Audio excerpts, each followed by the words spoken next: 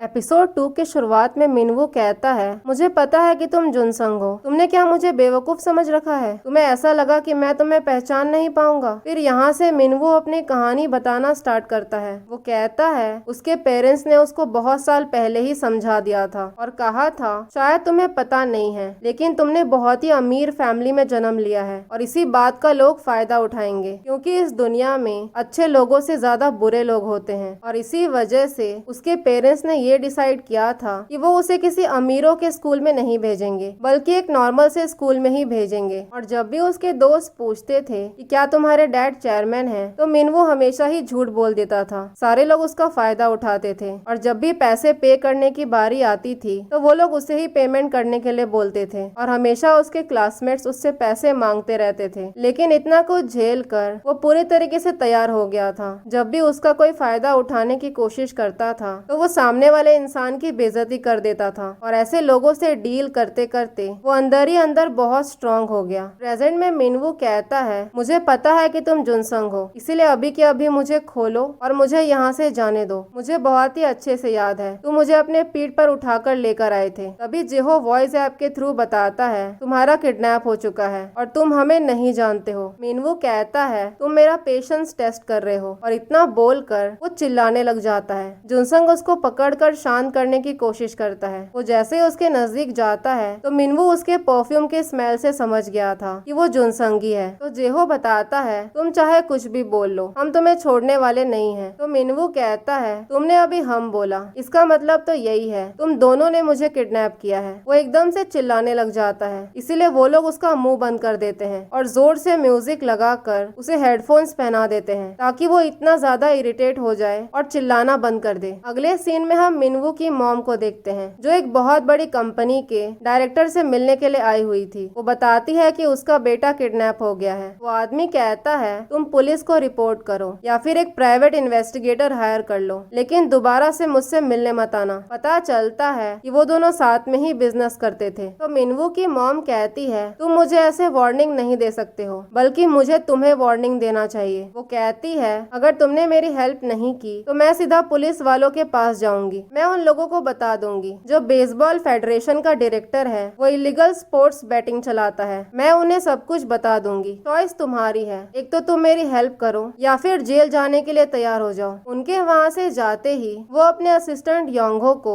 मिनवू को ढूंढने का ऑर्डर देता है। दूसरी तरफ जेहो जुनसंग से कहता है मुझे क्लासेस के लिए जाना है। तो जुनसंग कहता है हम लोग इतने बड़े प्रॉब्लम में हैं और तुम्हें अपने क्लासेस की पड़ी है। मिनवू को पता चल गया है कि हम दोनों ने उसे किडनैप किया है और तुम ये सारा कुछ कैसे हैंडल करने वाले हो। तो जेहो कहता है वो शायद हम पे अभी शक कर रहा है, लेकिन फ्यूचर में वो शक नहीं करेगा। हम उसे भरोसा दिला देंगे कि जैसा वो समझ रहा है वैसा कुछ भी नहीं है। फिर वो कहता है हमें कुछ टाइम तक वेट करना चाहिए, कुछ दिनों के बाद हम उसकी मॉम से पैसे मांगेंगे। वो जैसे ही वहाँ से बाहर निकलता है तो उसे वहाँ पर उसका नेबर मिल जाता है। वो बताता है कि उसी ने पुलिस को कंप्लेंट किया था। वो पूछता है कि तुम्हारे घर पर कल चल क्या रहा था। जेहो कहता है हमारे बीच में थोड़ा सा आर्ग्यूमेंट हो गया था, लेकिन अब सब कुछ सॉल्व हो गया है। तो ओचुल कहता है तुम्हें शायद पता नहीं है, तुम लोग वहाँ पर जो भी आवाज करते हो वो मेरे घर में सुनाई देता है। तो जेहो कहता है इसका मतलब तो ये है कि तुमने किसी के रोने की आवाज भी सुनी होगी, क्योंकि मेरा फ्रेंड बहुत रो रहा था। ओचुल कहता है मैंने रोने की आवाज सुनी थी। तभी जेहो मन में सोचता है कि कल तो कोई भी नहीं रो रहा था, मैंने तो इससे झूठ बोला, फिर इसने किसकी आवाज सुनी। इसका मतलब तो यही है कि ये मुझसे झूठ बोल रहा है, इसे कुछ भी सुनाई नहीं देता। फिर थोड़ी ही देर में वो अपने मेडिकल कॉलेज पहुंच जाता है। उसी टाइम पर हम देखते हैं जुनसंग उसका पीछा कर रहा था। जेहो सीधा एडमिन ऑफिस पहुंच जाता है और वहां जाकर कोई अपील एप्लीकेशन फॉर्म भरता है। वहां का आदमी बताता है कि तुम्हें अपने प्रोफेसर से स्टैंप लेना होगा, उसके बिना तुम इस एप्लीकेशन को सबमिट नहीं कर सकते। फिर वो क्लास पहुंचकर अपने प्रोफेसर से बात करने की कोशिश करता है, लेकिन उसका प्रोफेसर उसकी बात नहीं सुनता। वो कहता है मेरे पास अभी टाइम नहीं है, तुम अपॉइंटमेंट लेने के बाद आना। ये सुनकर जेहो को बहुत गुस्सा आ गया था। वो चिल्लाकर बोलता है मैं यहाँ पर एक्सपेल होने वाला हूँ और आपके पास टाइम नहीं है। इसीलिए प्रोफेसर उसके एप्लीकेशन फॉर्म पर स्टैंप लगा देता है। जेहो उससे कहता है आपको पता था कि इस चीज में मैं अकेला नहीं था, चीटिंग में पूरा ग्रुप इन्वॉल्व था, तो फिर कॉलेज ने मुझे अकेले को एक्सपेल क्यों किया? बाकी के जितने भी स्टूडेंट्स हैं वो लोग आराम से कॉलेज में घूम रहे हैं। तो प्रोफेसर कहता है तुम अकेले इंसान थे जो पकड़े गए, बाकी के लोग पकड़े नहीं गए, तो इसमें गलती तुम्हारी है। तो जेहो कहता है मैंने सारा एविडेंस सबमिट किया था, जितने भी मैसेजेस और ईमेल्स थे वो एज अ एविडेंस मैंने स्कूल वालों को दिया था, तो स्कूल वालों ने बाकियों को एक्सपेल क्यों नहीं किया? प्रोफेसर कहता है ये स्कूल है, कोई इन्वेस्टिगेशन डिपार्टमेंट नहीं है। तुमने ऑनलाइन एग्जाम में चीट किया और प्रोफेसर ने तुम्हें रंगे हाथ पकड़ लिया, और अगर तुम्हें लगता है कि तुम्हारे साथ गलत हुआ है तो तुम एक लॉ सूट फाइल करो, दूसरों को परेशान क्यों कर रहे हो? जेहो उससे पूछता है तुम्हें कितने पैसे चाहिए? फिर वो एक एक करके सारे लोगों का नाम बताता है जितने लोगों ने चीटिंग किया था। वो कहता है मुझे पता है कि उन स्टूडेंट्स के पेरेंट्स ने कॉलेज वालों को पैसे दिए हैं। फिर वो पूछता है तुम्हें कितने पैसे चाहिए? क्या 500 मिलियन बस होगा या फिर तुम्हें और पैसे चाहिए? उसी टाइम पर हम देखते हैं जुनसंग बाहर से सब कुछ सुन रहा था। वो समझ गया था कि जेहो को इतने डेस्परेटली पैसे क्यों चाहिए। फिर थोड़ी ही देर में वो अपने डैड के रेस्टोरेंट में मिलने के लिए जाता है। उसके डैड कहते हैं मुझे केटरिंग का ऑर्डर मिला है, जल्दी ही मैं तुम्हारे लिए भी एक रेस्टोरेंट खोल दूंगा। उसके डैड के वहाँ से जाते ही वहाँ पर जो काम करने वाली लेडी थी वो जुनसंग से कहती है तुम्हारे डैड की तबीयत बहुत खराब है, उनके पेट में हमेशा दर्द रहता है, इसीलिए उनको हॉस्पिटल लेकर जाओ। अगले सीन में हम उसी आदमी योंगहो को देखते हैं जो मिनवू को ढूंढ रहा था। सबसे पहले वो लोग एक टैक्सी ड्राइवर के पास आते हैं क्योंकि मिनवू ने यहीं से टैक्सी ली थी। जैसे ही वो उस टैक्सी ड्राइवर को देखता है तो वो एकदम से भागने लग जाता है, लेकिन वो भागकर जाता भी कहाँ। थोड़ी ही देर में वो उसे पकड़ लेता है। टैक्सी ड्राइवर को ये लग रहा था कि ये लोग लोन शार्क्स हैं और अपने पैसे लेने के लिए आए हुए हैं। योंगहो कहता है मैं पैसे लेने के लिए नहीं आया हूँ। फिर वो उसे मिनवू की फोटो दिखाता है और पूछता है क्या तुमने कल इसे पिक किया था? अगर तुमने मुझे सच बताया तो मैं तुम्हें बहुत सारे पैसे दूंगा। पैसे की बात सुनकर वो बता देता है। वो कहता है मैंने उसे पिक किया था और वो कंटिन्यूअसली अपने फोन पर किसी को मैसेज कर रहा था। और वो बार बार यही बोल रहा था कि उसे जल्दी पहुंचना है। योंगो समझ गया था कि मिनवू अपने किसी दोस्त को ही मिलने गया होगा। दूसरी तरफ हम देखते हैं सडनली वो गाना बंद हो जाता है। इतने में मिनवू उठ जाता है और वहाँ की बुक्स को यूज करके वो अपने फेस पे लगे हुए प्लास्टिक को काट लेता है। फिर वो उस दरवाजे को भी खोल लेता है। तभी वो बाहर एक जैकेट देखता है जो एक्चुअली में जेहो का जैकेट था। उसे याद आता है कि पिछले रात जेहो ने यही जैकेट पहना था। इस तरफ हम जेहो को देखते हैं। तभी उसे वही बच्चे मिल जाते हैं जिन लोगों ने मिलकर उसके साथ एग्जाम में चीटिंग की थी। वो लोग जेहो से सॉरी कहते हैं तो जेहो पूछता है तुम लोग सॉरी क्यों बोल रहे हो? मुझे पता है तुम लोगों के पेरेंट्स ने पैसे भर कर तुम्हें एक्सपेल होने से बचाया है। अगले सीन में हम उसी लड़की सुएन को देखते हैं जो उन दोनों की नेबर थी। वो फिलहाल एक पुलिस ऑफिसर से मिलने के लिए आई हुई थी। वो ऑफिसर बताता है हमने उनका घर चेक किया था। वो दोनों लड़के बहुत लड़ाई कर रहे थे, इसीलिए हम उन दोनों को यहाँ पर लेकर भी आए थे। तो सुएन पूछती है क्या उन दोनों के साथ एक और लड़का नहीं था? वहाँ पर तो 3 लड़के थे, तो फिर वो तीसरा बंदा कहाँ गया? ऑफिसर बताता है मैंने वहाँ पर 2 ही लड़कों को देखा, वहाँ पर कोई तीसरा नहीं था। फिर सुएन जब रात को पेट्रोलिंग के लिए निकल रही होती है तभी बाहर उसे एक सीसीटीवी कैमरा दिखता है। दूसरी तरफ हम जेहो को देखते हैं जो एक पीसीओ के थ्रू मिनवू की मॉम को कॉल करता है। वो मिनवू की मॉम से कहता है मैंने तुमसे पहले भी कहा था किसी और से कांटेक्ट मत करना और ना ही पुलिस वालों के पास जाना। तो मिनवू की मॉम कहती है मैंने पुलिस वालों से कांटेक्ट नहीं किया है। जेहो उससे कहता है हमारी नजर हर वक्त तुम पर ही है और इस बात को भूलना मत। इस तरफ हम देखते हैं जुनसंग जैसे ही घर आता है तो देखता है कि वो म्यूजिक बंद हो चुका था और कबर्ड का दरवाजा भी थोड़ा सा खुला हुआ था। दूसरी तरफ जेहो मिनवू की मॉम से कहता है कल तक तुम्हें 1 बिलियन का इंतजाम करना होगा। तो मिनवू की मॉम कहती है मुझे कम से कम 2 दिन लगेंगे पैसों का अरेंजमेंट करने के लिए। जेहो कहता है तुम्हारे पास सिर्फ कल तक का टाइम है, अगर तुमने पैसों का अरेंजमेंट नहीं किया तो तुम मिनवू को नहीं बचा पाओगी। इस तरफ जुनसंग देखता है मिनवू के फेस का जो प्लास्टिक था वो आधा फटा हुआ था। वो एकदम से उस प्लास्टिक को कवर कर देता है। तभी मिनवू उससे कहता है उसे उसका मेडिसिन चाहिए। उसी टाइम पर उसे पैनिक अटैक आने लग जाता है और उसकी हालत एकदम से खराब हो जाती है। अब जुनसंग जेहो को कॉल करने की कोशिश करता है पर जेहो का फोन लग ही नहीं रहा था। इस तरफ सुएन नोटिस करती है कि जेहो अपने घर की तरफ जा रहा था। तभी उसके पास जुनसंग का कॉल आता है और वो एकदम से भागने लग जाता है। ये बात सुएन को बहुत ही अजीब लगती है। फिर वो जैसे ही घर पहुंचता है तो वो जुनसंग से पूछता है कि मिनवू कहाँ पर है। पता चलता है कि जुनसंग ने उसके फेस का प्लास्टिक हटा दिया था क्योंकि मिनवू को पैनिक अटैक आ रहा था और इस चक्कर में उसने उन दोनों को देख लिया था। इसी सीन के साथ एपिसोड 2 यहीं पर खत्म हो जाता है।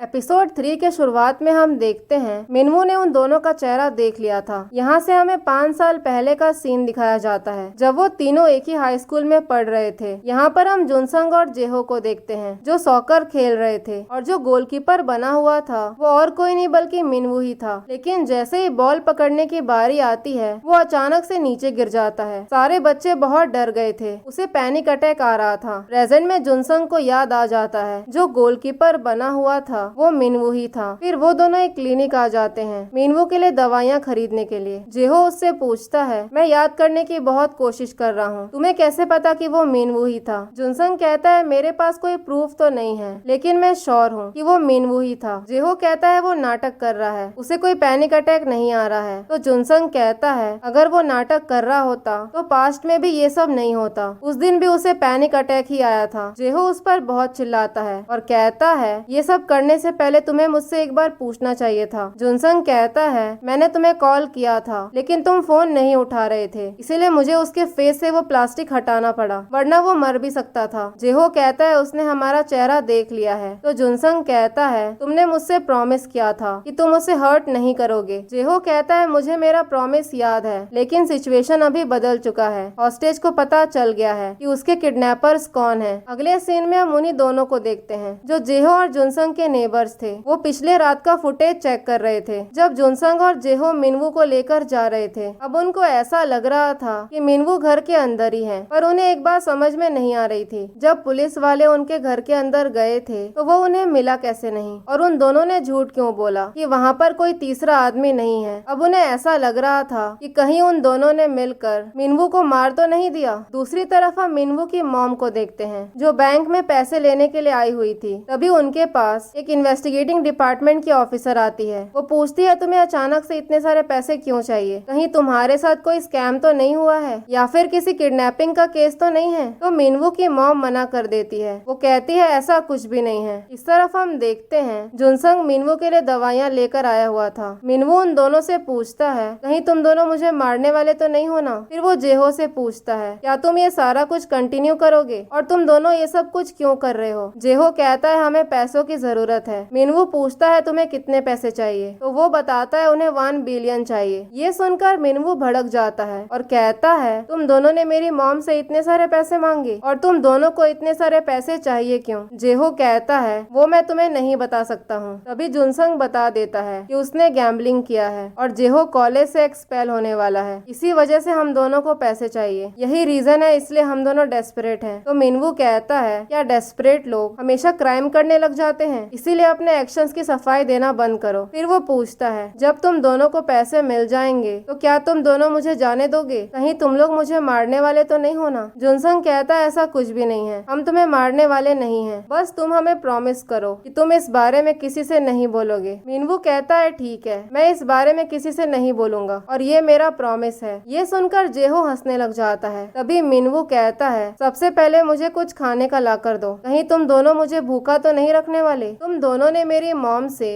1 बिलियन पैसे मांगे हैं, तुम्हें मुझे कम से कम खाना तो खिलाना ही पड़ेगा। अगले सीन में हम योंगो को देखते हैं जो मिनवू को ढूंढ रहा था। उसे पता चलता है कि मिनवू के फोन पर कोई भी सस्पिशियस कॉल्स नहीं आया है। फिर वहाँ से निकलकर वो एक आदमी के पास आता है और कहता है मैं एक शॉप के बारे में पता लगा रहा हूँ। उस शॉप पर एक मिनवू नाम का लड़का गया था और उसके साथ और भी लोग थे। वो कोई पब या फिर रेस्टोरेंट हो सकता है। तो वो आदमी कहता है तुम्हें पता है इस एरिया में कितने सारे शॉप्स हैं और मैं ये सब कुछ क्यों करूँ। योंगो कहता है मैं तुम्हें बहुत सारे पैसे दूंगा। तो वो आदमी हंसने लग जाता है और कहता है तुम्हें पता भी है क्या मैं कितना चार्ज करता हूँ। योंगो उससे कहता है मैं तुम्हें लास्ट टाइम बोल रहा हूँ, मैं पैसे देने के लिए तैयार हूँ। अब ये सुनकर उस गुंडे को बहुत गुस्सा आ जाता है। वो अपने आदमियों से कहता है इसको जान से मार दो। थोड़ी ही देर में योंगो के बाकी आदमी भी वहाँ पर आ जाते हैं। उसी टाइम पर उन्हें अंदर से कुछ आवाज आता है। वो जैसे ही वहाँ पर पहुँचते हैं तो योंगो ने सारे गुंडों को मार के गिरा दिया था। इस तरफ जेहो जुनसंग से पूछता है तुम्हें कैसे पता चला कि मैं कॉलेज से एक्सपेल होने वाला हूँ। जुनसंग कहता है मुझे तुम्हारा बिहेवियर बहुत ही अजीब लग रहा था, इसीलिए मैंने तुम्हारा पीछा किया। वहाँ पर पहुँचकर मुझे ये सब पता चला। तो जेहो कहता है इसका मतलब तुम समझ गए हो कि मुझे कितने डेस्परेटली पैसे चाहिए। जुनसंग कहता है हमने अभी तक डिसाइड नहीं किया कि हम मिनवू के साथ क्या करने वाले हैं। जेहो कहता है हमारे पास कोई ऑप्शन नहीं है, हमें उसे मारना ही होगा। मुझे एक सिडेटिव के बारे में पता चला है जो इजीली मुझे यूनिवर्सिटी के हॉस्पिटल में मिल जाएगा। ऐसा करने से मिनवू को बिल्कुल भी दर्द नहीं होगा। जुनसंग कहता है तुम्हारा दिमाग खराब हो गया है, तुम जिसके बारे में बोल रहे हो वो हमारा फ्रेंड है। जेहो कहता है क्या तुम्हें सच में उसकी बातों पर भरोसा है, उसने बोला कि वो किसी को नहीं बताएगा, क्या तुम्हें सच में लगता है कि वो किसी को नहीं बताएगा। जुनसंग पूछता है तुम उसे क्या समझते हो। तो जेहो कहता है मैं उसे अपना हॉस्टेज समझता हूँ। जुनसंग कहता है अभी वो हमारा हॉस्टेज है, लेकिन उससे पहले वो हमारा दोस्त है, इसीलिए हम लोग ऐसा नहीं कर सकते हैं। फिर वो कहता है सबसे पहले उसे कुछ खिला देना, उसने बहुत टाइम से कुछ खाया नहीं है। अगले सीन में हम सुवैन को देखते हैं जो उसी फुटेज को लेकर पुलिस वालों के पास गई थी। वो कहती है अंदर 3 लोग गए थे, मैंने अपनी आंखों से देखा है। तो पुलिस वाला कहता है जब मैंने चेक किया था तो वहाँ पर कोई तीसरा इंसान नहीं था, और अगर तुम सच में इस चीज को रिपोर्ट करना चाहती हो तो एक प्रॉपर एविडेंस लेकर आओ। बिना एविडेंस के मैं कोई भी रिपोर्ट फाइल नहीं कर सकता हूँ। अब वो दोनों एक शॉप में आते हैं। कैमरे में वो देखती है कि जेहो एक पॉलिथीन बैग लेकर जा रहा था, इसीलिए वो उस शॉप का फुटेज चेक करती है। फुटेज में वो देखती है कि जेहो स्टोर के अंदर आकर बहुत सारे डक्ट टेप्स और केबल टाइज खरीद रहा था। रैक पर जितना कुछ भी था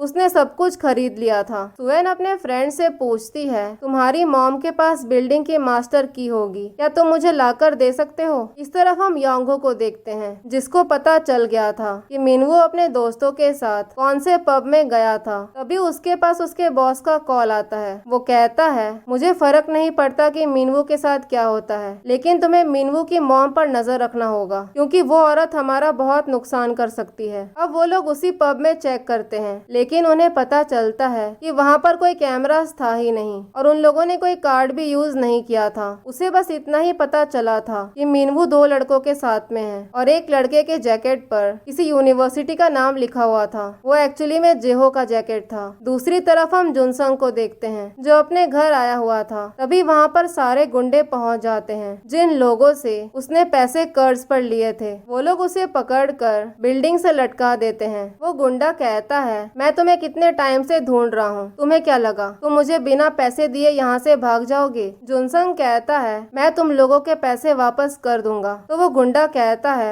हमें तुम्हारे पैसे नहीं चाहिए, हम तुम्हारे सारे ऑर्गन्स निकाल कर अपने पैसे वसूल कर लेंगे। जुनसंग कहता है, मैं तुम लोगों से सच बोल रहा हूँ, कुछ ही दिनों में मुझे बहुत सारे पैसे मिलने वाले हैं। इस तरफ जेहो मिनवू के लिए खाना लेकर आया था। जेहो उससे कहता है, तुमने हमसे प्रॉमिस किया कि तुम ये बात किसी को नहीं बताओगे, क्या तुम सच बोल रहे थे? मिनवू कहता है, तुम्हें मुझ पर भरोसा नहीं है क्या? अगर तुम्हें भरोसा है तो तुम ये सब कुछ क्यों पूछ रहे हो? फिर मिनवू उसे कहता है, मेरे लिए थोड़ा सा सूप लेकर आओ। अब जेहो जैसे ही उसके लिए सूप लेकर आता है तो सूप बहुत ही गर्म था। वो एकदम से उस सूप को उठाकर जेहो के फेस पर फेंक देता है और वहाँ से भागने लगता है। वो बहुत ही मुश्किल से उसको रोकने की कोशिश कर रहा था। अब क्योंकि सूप उसकी आंखों में चला गया था इसलिए उसे कुछ दिख ही नहीं रहा था और वो दोनों बुरी तरीके से लड़ने लग जाते हैं। इस तरफ सुवैन को बिल्डिंग की मास्टर की मिल गई थी। दूसरी तरफ मिनवू बाथरूम में छुप गया था। वो वहाँ की खिड़की खोलकर वहाँ से भागने की कोशिश करता है लेकिन खिड़की खुली नहीं रही थी और बाहर से जेहो दरवाजा तोड़ने लग जाता है। तभी मिनवू को वहाँ पर एक कैंची दिखती है। उस कैंची को यूज करके वो सबसे पहले अपने आप को खोलता है और मन में कहता है, तुम दोनों को क्या लगता है मैं किसी को कुछ नहीं बोलूंगा? तुम दोनों ने मुझे क्या बेवकूफ समझ रखा है? अब वो एक प्लंजर लेकर बाहर निकलता है लेकिन जेहो उसे कहीं नहीं दिखता। उसी टाइम पर वो पीछे से आकर उसके सर पे जोर से मारता है और उसी डंडे से वो उसको पीटने लग जाता है। मिनवू रोने लग जाता है। वो कहता है, तुम पहले ऐसे नहीं थे, तुम्हें हो क्या गया है? फुल टाइम पर तुम मुझे कंधे पर उठाकर मेडिकल रूम लेकर गए थे, तुमने मेरी जान बचाई थी।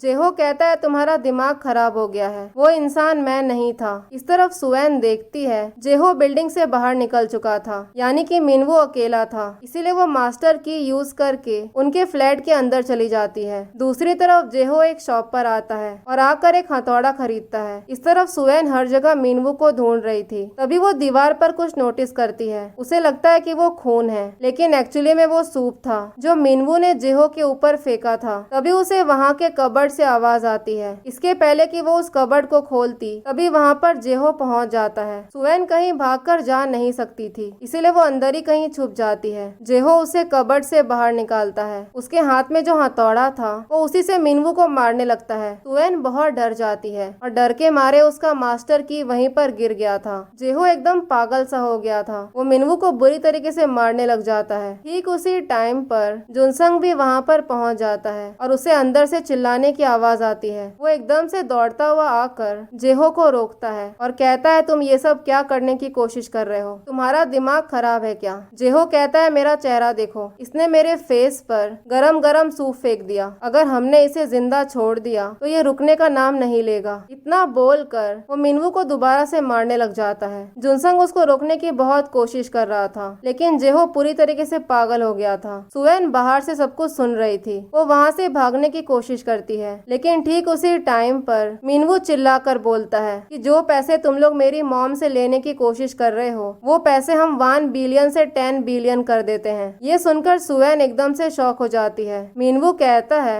1 बिलियन से क्या होगा, मैं तुम लोगों को 10 बिलियन दिलवाऊंगा। मुझे पता है तुम दोनों को पैसों की जरूरत है। अगर तुम्हें 10 बिलियन मिल गए तो तुम्हें जिंदगी भर कुछ करने की जरूरत नहीं पड़ेगी। वो कहता है, मैं झूठ नहीं बोल रहा हूँ, तुम लोग बस एक बार मेरी बात सुन लो, उसके बाद तुम्हें मेरे साथ जो भी करना है तुम कर सकते हो। लेकिन जेहो उसकी बात नहीं सुनता और उसको जोर से हिट करता है और इसी सीन के साथ एपिसोड 3 यहीं पर खत्म हो जाता है।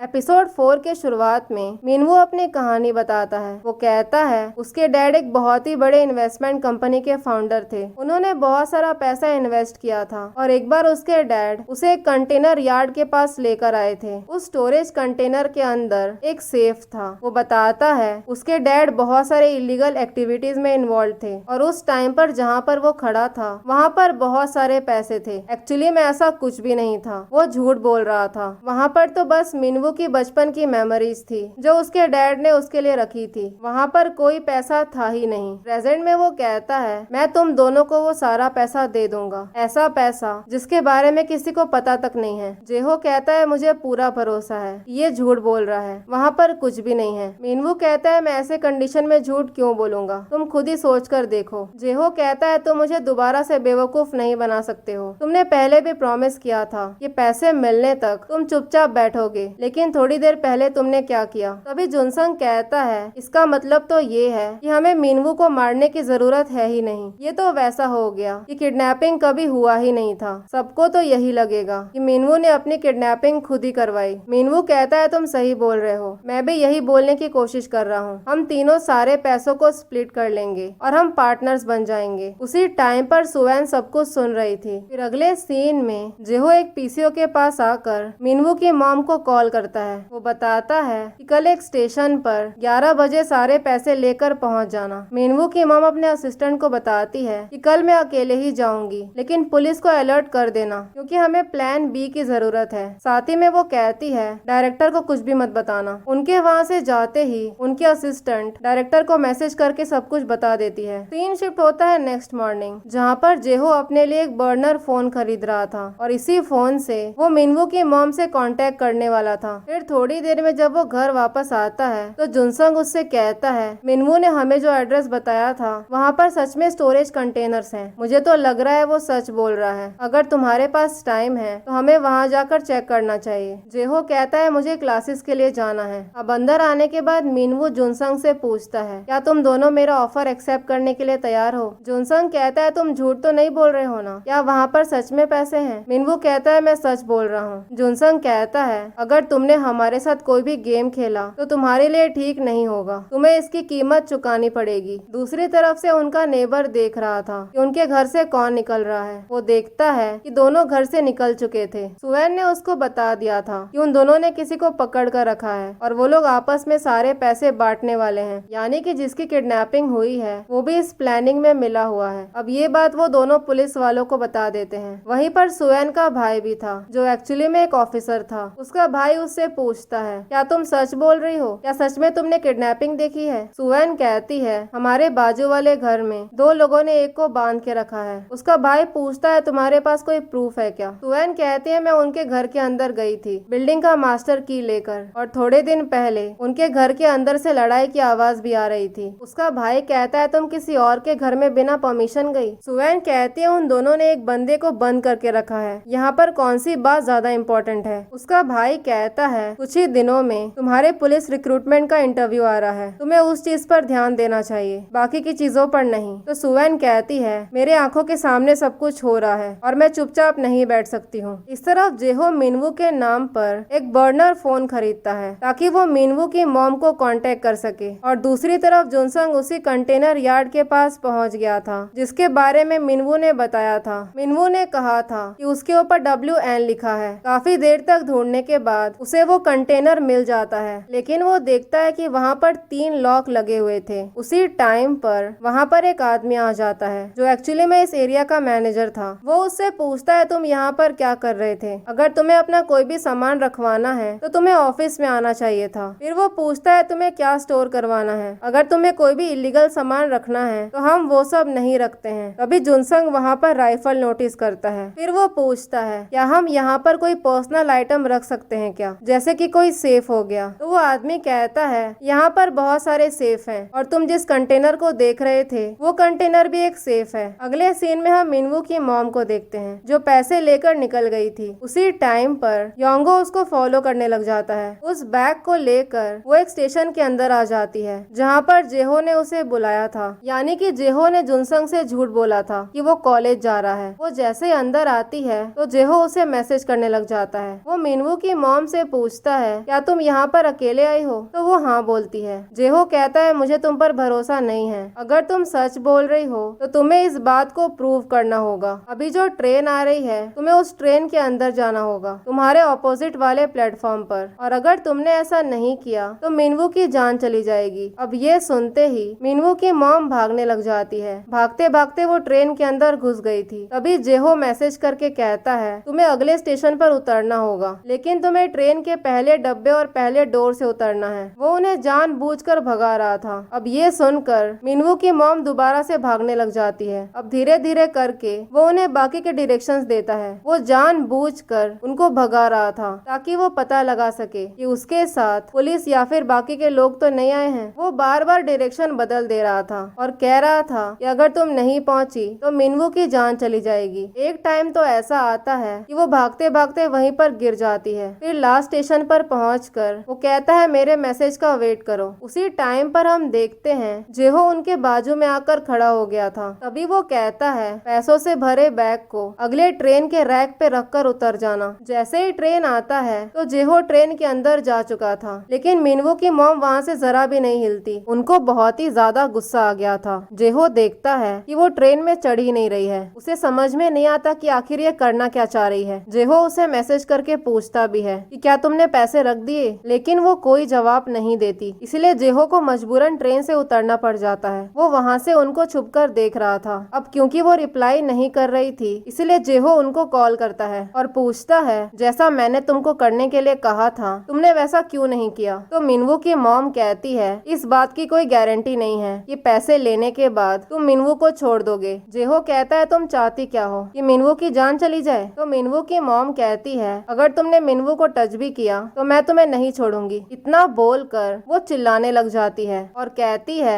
मुझे पता है कि तुम मुझे छुप कर देख रहे हो। अब वो जेहो को ढूंढने लग जाती है और कहती है जब तक मुझे प्रूफ नहीं मिल जाएगा कि मिनवू जिंदा है तब तक मैं तुम्हें पैसे नहीं दूंगी। जेहो को लगता है वो वहाँ से जा चुकी है, लेकिन वो जैसे ही पीछे मुड़कर देखता है तो वो वहीं पर खड़ी थी। फोन की आवाज सुनकर वो समझ गई थी कि जेहो उसके आसपास ही है। वो उसको ढूंढने लग जाती है, लेकिन तब तक वो वहाँ से जा चुका था। वो जैसे ही स्टेशन से बाहर निकलता है तो देखता है बहुत सारे लोग मिनवू की मॉम को फॉलो कर रहे थे। वो समझ जाता है कि वो यहाँ पर अकेले नहीं आई थी। इस तरफ हम जुनसंग को देखते हैं जो जेहो को मैसेज करके बताता है कि उसे वो कंटेनर मिल चुका है। अगले सीन में मिनवू की मॉम डायरेक्टर से मिलने के लिए आई हुई थी। वो उससे कहती है तुमने मुझसे कहा था कि मुझे पुलिस वालों के पास जाना चाहिए, तो अब तुम मुझे मना क्यों कर रहे हो। डायरेक्टर उससे कहता है मैं तुम्हारे हस्बैंड से 20 साल पहले मिला था। तुम्हारे हस्बैंड की कंपनी बैंकरप्ट होने वाली थी। उस टाइम पर उसकी कंपनी को मैंने बचाया था और अब उस कंपनी में इलीगल एक्टिविटीज चलती है। ये बिजनेस बहुत बड़ा हो गया है, यहाँ तक कि बाकी कंट्रीज में भी फैल चुका है। तुम्हें पता है हमारी कंपनी इतने फायदे में क्यों है? क्योंकि वहाँ की सारी एक्टिविटीज सीक्रेटली हैंडल की जा रही है। और जब तुम मुझसे हेल्प मांगने के लिए आई तो मैं तुम्हारी हेल्प करने के लिए तैयार हो गया, क्योंकि मुझे डर था कि तुम हमारा सीक्रेट दुनिया वालों को बता दोगी। इसीलिए तुम मिनवू का किडनैपिंग केस पुलिस वालों को नहीं बता सकती हो, क्योंकि अगर एक बार पुलिस इन्वेस्टिगेशन स्टार्ट हो गया तो सब कुछ बाहर आ जाएगा। और रही तुम्हारे बेटे की बात, तो हम उसे किसी भी कीमत पर ढूंढ के निकालेंगे, और अगर तुम्हारे बेटे को कुछ हो गया तो हम उसके किडनैपर्स को नहीं छोड़ेंगे। मिनवू की मॉम कहती है तुम्हें क्या लगता है मुझे तुम पर भरोसा करना चाहिए? एक बार तुमने मेरा भरोसा तोड़ दिया है। तो डायरेक्टर कहता है जैसे तुम्हारा बेटा तुम्हारे लिए इम्पोर्टेंट है, वैसे मेरा बिजनेस मेरे लिए इम्पोर्टेंट है। वो जैसे ही वहाँ से बाहर आती है तो योंगो उनसे कहता है मुझे उन सारे दोस्तों के नाम चाहिए जिसके साथ मिनवू जा सकता है। मिनवू की मॉम कहती है रिसेंटली वो हाई स्कूल रियूनियन में गया था, मैं तुम्हें 3 दिन का टाइम देती हूँ, मिनवू को जिंदा ढूंढ कर निकालो। अगले सीन में जुनसंग आकर जेहो से पूछता है तुम इतने टाइम तक कहाँ थे? तुमने मेरे मैसेज का रिप्लाई भी नहीं किया और तुमने मुझे यहाँ पर क्यों बुलाया? जेहो कहता है ये वही जगह है जहाँ से मैं मिनवू की मॉम को कॉल करता हूँ। आज सुबह ही मैंने उन्हें कॉल किया था और कहा था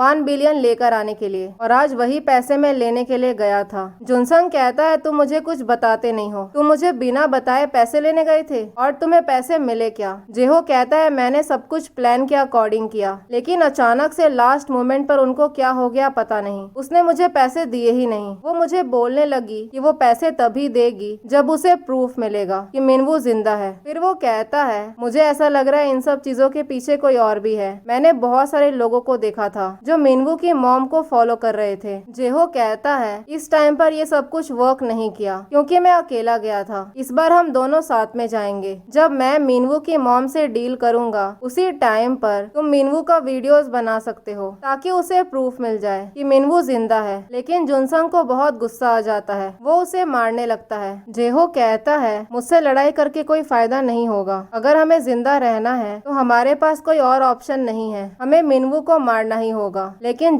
जुनसंग इसके लिए तैयार नहीं हो रहा था। जेहो कहता है, तुम्हें क्या लगता है मेरे पेरेंट्स अब्रॉड में बहुत ही अच्छे से रह रहे हैं? मैंने तो कितने सालों से उनकी आवाज भी नहीं सुनी। फिर वो उसके सामने बैक करने लग जाता है और कहता है, मुझे कैसे भी करके वो पैसे चाहिए। उसी टाइम पर जुनसंग के पास उसकी बहन का कॉल आता है। उसकी बहन रोते हुए बताती है कि उनके डैड हॉस्पिटल में एडमिट हैं। वो जैसे ही वहाँ पर पहुँचता है तो उसकी बहन उस पर चिल्लाने लगती है। वो उसे एक जोर से थप्पड़ लगाती है। वो कहती है, सब कुछ तुम्हारी वजह से हो रहा है। वो बताती है कि डॉक्टर्स ने ये बोला कि उनके डैड का स्टमक पूरी तरीके से इन्फेक्ट हो गया है और साथ ही में ये बताया कि उनके शरीर के बहुत सारे ऑर्गन्स को धोखे से निकाल लिया गया है। जुनसंग पूछता है, ये सब कब हुआ और किसने किया? उसकी बहन कहती है, सब कुछ तुम्हारी वजह से हुआ है। तुम्हारे गैम्बलिंग कर्ज का पैसा भरने के लिए उनके डैड ने अपने ऑर्गन्स बेच दिए। जब तुम मिलिट्री सर्विस के लिए चले गए तो हर टाइम गुंडे हमारे घर पर आते थे और वो लोग हमें बहुत हैरेस करते थे। फिर जुनसंग जब अपने डैड के पास बैठा था तब उसे याद आता है, जब वो मिलिट्री सर्विस के लिए जा रहा था तब उसके डैड ने कहा था, चाहे कुछ भी हो जाए तुम अपना ध्यान रखना और पैसों की टेंशन मत लेना, मैं तुम्हारा सारा कर्ज भर दूंगा और मैं तुमसे बहुत प्यार करता हूँ। ये सब याद करके जुनसंग बहुत इमोशनल हो जाता है। फिर जब वो बाहर आता है तो वो जेहो से कहता है, जब मैं मिलिट्री सर्विस के लिए जा रहा था तब मैंने एक ही चीज सोची थी कि बाहर आने के बाद मैं कोई भी गलत काम नहीं करूंगा। मैं अपने डैड को लेट डाउन नहीं कर सकता हूँ। फिर वो कहता है, अगर हम लोगों ने मिनवू की बात मान ली और लास्ट में सब कुछ बर्बाद हो गया तो हम तुम्हारे ओरिजिनल प्लान के अकॉर्डिंग चलेंगे। उस टाइम मैं तुम्हारे रास्ते में नहीं आऊंगा, लेकिन तुम दोबारा से सोच लो, हमें मिनवू को नहीं मारना चाहिए। मैं अपने डैड को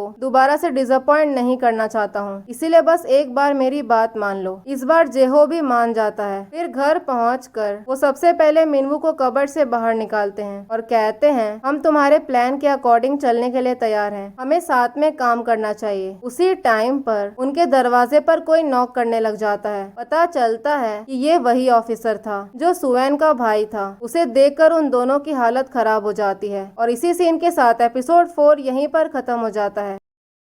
एपिसोड 5 के शुरुआत में हम देखते हैं जुनसंग और जेहो मिलकर मिनवू को पानी के अंदर से निकालते हैं और जेहो उसे सीपीआर देकर होश में लाने की कोशिश कर रहा था। काफी देर तक वो होश में नहीं आता, लेकिन फिर अचानक से उसकी आंखें खुलती है। फिर अगले सीन में हम सुवैन के भाई को देखते हैं जो सुवैन से बात करने के लिए आया हुआ था। वो बताता है, कल मैं उन दोनों के घर पर गया था। यहाँ से सीन आ जाता है पिछले रात, जब सुवैन का भाई उन दोनों का घर चेक करने के लिए गया था। फिर वो अंदर आकर पूरा घर अच्छे से चेक करता है। वहीं पर उसे वो मास्टर की मिलती है। जब सुवैन अंदर आई थी तो वो मास्टर की यहीं पर गिर गया था। फिर वहाँ से निकलकर वो उनके रूम में आ जाता है। उसे याद आता है सुवैन ने उससे कहा था कि उन दोनों ने उसको कबर्ड में बंद करके रखा है। वो जैसे ही कबर्ड खोलता है तो उसे वहाँ पर कोई नहीं मिलता। अब वो पूरा घर चेक करके वहाँ से निकलने लगता है। तभी उसे अंदर से कुछ आवाज आती है। पता चलता है कि ये वॉशिंग मशीन के हिलने की आवाज आ रही थी। पहले तो वो दोनों डर जाते हैं। तभी सुवैन का भाई कहता है, तुम्हें इलेक्ट्रिशियन को बुलाने की जरूरत है, तुम्हारा वॉशिंग मशीन स्टेबल नहीं है इसीलिए इतना आवाज कर रहा है। एक्चुअली में उन दोनों ने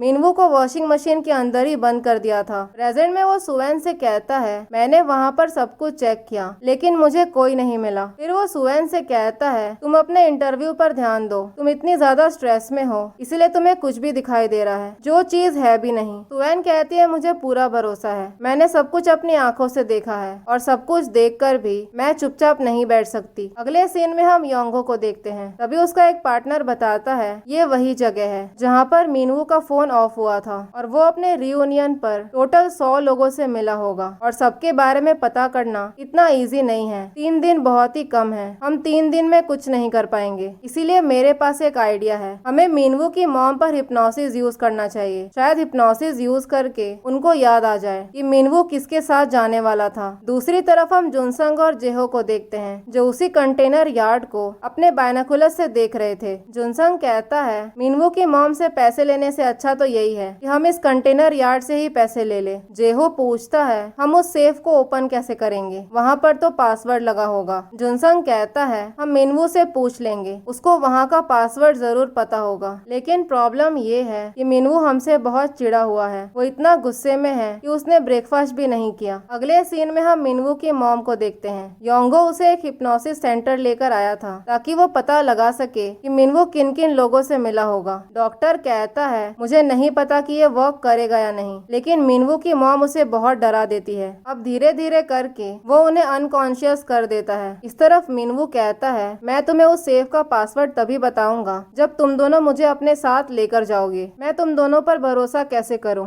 जेहो पूछता है तुम हम दोनों के साथ क्यों आना चाहते हो? क्या तुम्हारे दिमाग में कोई प्लानिंग चल रही है? अब ऐसे करते करते दोनों ही लड़ने लग जाते हैं। वो दोनों ही एक दूसरे को गालियां दे रहे थे। मिनवू कहता है मैं तुम्हें गालियां क्यों नहीं दूं? तुमने मुझे वॉशिंग मशीन के अंदर बंद कर दिया। जेहो कहता है अभी तो मैंने सिर्फ तुम्हें 10 मिनट के लिए बंद किया था, अगर मैंने आधे घंटे के लिए बंद कर दिया तो ज्यादा मजा आएगा। अब जुनसंग उन दोनों को शांत करता है। मिनवू जुनसंग से कहता है तुमने ऑलरेडी उस कंटेनर यार्ड को चेक किया है, तुम्हें पता है मैं झूठ नहीं बोल रहा हूँ। सच में वहाँ पर पैसे रखे हुए हैं। अगर तुम मुझे अपने साथ लेकर जाओगे तब मैं अपने हाथों से उस सेफ को खोलूंगा। तुम्हें पता है हम तीनों इसमें पार्टनर्स हैं। मैं कुछ भी स्टूपिड क्यों करूंगा, मुझे अपनी जान बचानी है। और वैसे भी जेहो तो मुझे मारने के बारे में ही सोच रहा है। जेहो मिनवू से कहता है तुम जुनसंग को मैनिपुलेट करना बंद करो। जस्ट बिकॉज वो तुम्हारी बातें सुनता है इसका मतलब ये नहीं है कि तुम उसका ब्रेन वॉश करोगे। फिर मिनवू जुनसंग से पूछता है क्या तुम्हारे पास पैसे हैं? अगर तुम्हें इस प्लान को कंप्लीट करना है तो तुम्हारे पास पैसे होने चाहिए। इस तरफ हम मिनवू की मॉम को देखते हैं जिसके ऊपर हिप्नोसिस चल रहा था। वो एकदम से अनकॉन्शियस हो जाती है और तभी उन्हें याद आता है मिनवू ने उनसे कहा था कि वो किसी टे योंग नाम के लड़के से मिलने के लिए जा रहा है। फ्लैशबैक सीन में हम देखते हैं जब वो उन दोनों से मिलने के लिए आया था तब वहाँ पर एक तीसरा लड़का भी आने वाला था, लेकिन लास्ट मोमेंट पर उसने प्लान कैंसिल कर दिया। दूसरी तरफ जेहो उन्हीं लड़कों के पास पहुँच जाता है जो लड़के उसके साथ चीटिंग में इन्वॉल्व थे।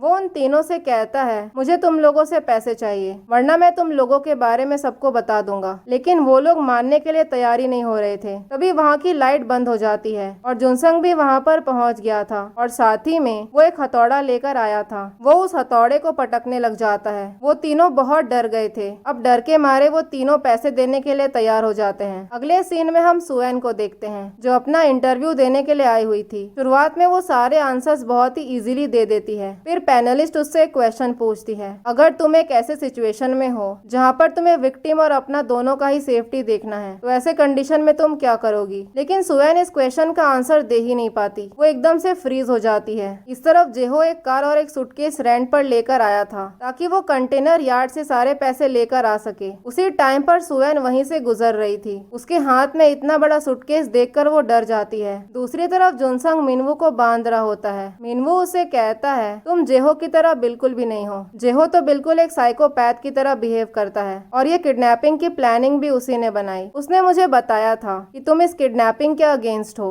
जुनसंग कहता है तुम क्या करने की कोशिश कर रहे हो? क्या तुम मेरे और जेहो के बीच में झगड़ा करवाने की कोशिश कर रहे हो? मिनवू को लगता है वो लोग उसे कार में बिठाकर लेकर जाने वाले हैं, लेकिन एक्चुअली में वो लोग उसे सूटकेस के अंदर बंद करके लेके जाने वाले थे। जब ये बात मिनवू को पता चलती है तो वो एकदम से चिढ़ जाता है। वो कहता है मैं इंसान हूँ, कोई लगेज नहीं जो तुम मुझे सूटकेस के अंदर लेकर जाओगे। जेहो कहता है तुम्हें बस कुछ टाइम के लिए इसके अंदर रहना होगा। वो जेहो से कहता है तुम एक नंबर के साइकोपैथ हो। ये सुनकर जेहो गुस्से में आ जाता है। वो मिनवू को मारने लगता है। जुनसंग जैसे ही उसको शांत करने के लिए जाता है इतने में मौका पाकर मिनवू अपने पास एक हथौड़ा छुपा कर रख लेता है। जेहो जुनसंग से कहता है मैंने वो सब कुछ किया जो कुछ भी तुमने मुझे करने के लिए बोला और मैं इसे लेकर जाने के लिए भी तैयार हो गया। मैंने तुम्हारी हर बात सुनी है, इसलिए तुम मेरी एक बात सुन लो। जुनसंग कहता है तुम्हें जो करना है तुम वो करो, लेकिन तुम मिनवू को ऐसे ट्रीट करना बंद करो, वो भी एक इंसान है। तभी मिनवू चिल्लाकर बोलता है मैं सूटकेस के अंदर जाने के लिए तैयार हूँ। अब वो दोनों मिलकर उसे सूटकेस के अंदर बंद कर देते हैं। इस तरफ हम देखते हैं वो दोनों उसी लड़के को ढूंढने के लिए आए थे जो लड़का उस दिन उनसे मिलने वाला था। वो गुंडा आते ही उसको मारने लग जाता है और पूछता है कि मिनवू कहाँ पर है। वो लड़का कहता है तुम लोग कौन हो और तुम लोग मेरे साथ ये सब क्यों कर रहे हो? तभी वहाँ पर जो लड़की थी वो उसके सर पे जोर से मारती है। वो लड़का बताता है मिनवू मेरे हाई स्कूल का क्लासमेट है, लेकिन मैंने बहुत दिनों से उसे देखा नहीं है। कुछ दिन पहले हमने गेट टुगेदर का प्लान किया था, लेकिन लास्ट मोमेंट पर मैंने प्लान चेंज कर दिया क्योंकि मुझे कुछ काम आ गया था। साथ ही में वो जेहो और जुनसंग का नाम भी बता देता है। वो कहता है मुझे जुनसंग के बारे में तो नहीं पता, लेकिन वो जेहो के घर का एड्रेस दे देता है। अब वो सारे गुंडे जेहो के घर की तरफ निकल जाते हैं। इस तरफ सुएन देखती है जेहो और जुनसंग मिलकर उस सूटकेस को उठाकर लेकर जा रहे थे। उसको ऐसा लगता है कि कहीं इन दोनों ने मिनवू को मार तो नहीं दिया। वो दोनों जैसे ही वहाँ से निकलते हैं तो सुएन भी उनको फॉलो करने लग जाती है और ठीक उसी टाइम पर सारे गुंडे जेहो के घर के पास पहुँच गए थे, लेकिन तब तक वो दोनों वहाँ से निकल चुके थे। घर के अंदर आकर वो लोग मिनवू को हर जगह ढूंढने लगते हैं। इस तरफ ये दोनों कंटेनर यार्ड के पास पहुँच गए थे, लेकिन वहाँ का जो मैनेजर था वो दोनों उसके जाने का वेट कर रहे थे। वो जैसे ही वहाँ से निकल जाता है तो ये तीनों कंटेनर यार्ड की तरफ जाने लगते हैं। उसी टाइम पर सुएन भी वहाँ पर पहुँच जाती है। वो देखती है कि ये तीनों अंदर की तरफ जा रहे हैं। वो समझ जाती है कि उन दोनों ने मिनवू को मारा नहीं है। अब वो लोग वहाँ की तार को काट कर एक एक करके अंदर घुस जाते हैं। अंदर पहुंचकर उन्हें वो कंटेनर मिल जाता है। वो लोग वहाँ के सारे लॉक्स तोड़ने लगते हैं। उसी टाइम पर जेहो अपने बैग से वही हथौड़ा ढूंढने लग जाता है। वो कहता है उसने बैग के अंदर ही रखा था। वो समझ जाता है कि जरूर मिनवू ने चुराया है। वो उससे पूछता है तुम्ही ने चुराया है ना? मिनवू कहता है मैं कैसे चुराता, तुमने तो मुझे बांध के रखा था। उसी टाइम पर मिनवू अपने अंदर से उस हथौड़े को निकालता है। वो जेहो को हिट करने ही वाला था, लेकिन उसी टाइम पर सुएन वहाँ पर पहुँच जाती है और साथ ही में वो उनका वीडियो बनाने लगती है। वो कहती है अगर तुम लोगों ने और कुछ किया तो मैं इस वीडियो को पुलिस वालों को भेज दूंगी। वो मिनवू को अपने पास बुलाने लगती है। तभी वो दोनों उसके हाथ में वो हथौड़ा देख लेते हैं। मिनवू कहता है तुम लोग ढूंढते रहो, तुम्हें क्या लगता है तुम दोनों को उस सेफ के अंदर पैसे मिलने वाले हैं? वहाँ पर कुछ भी नहीं है, मैंने तुम दोनों से झूठ बोला था। सुएन मिनवू को अपने स्कूटर की चाबी देती है और कहती है तुम यहाँ से जल्दी ही निकल जाओ, मैं यहाँ से नहीं जा सकती हूँ वरना ये दोनों भाग जाएंगे। तुम सीधा पुलिस वालों को लेकर आओ। अब मिनवू वहाँ से निकलने लग जाता है। उसी टाइम पर हम देखते हैं वहाँ का जो मैनेजर था अचानक से वहाँ पर पहुँच गया था। वो चारों इतने डर जाते हैं कि वो लोग वहाँ से हिल ही नहीं पा रहे थे। उसी मोमेंट पर गोली चलने की आवाज आती है और इसी सीन के साथ एपिसोड 5 यहीं पर खत्म हो जाता है।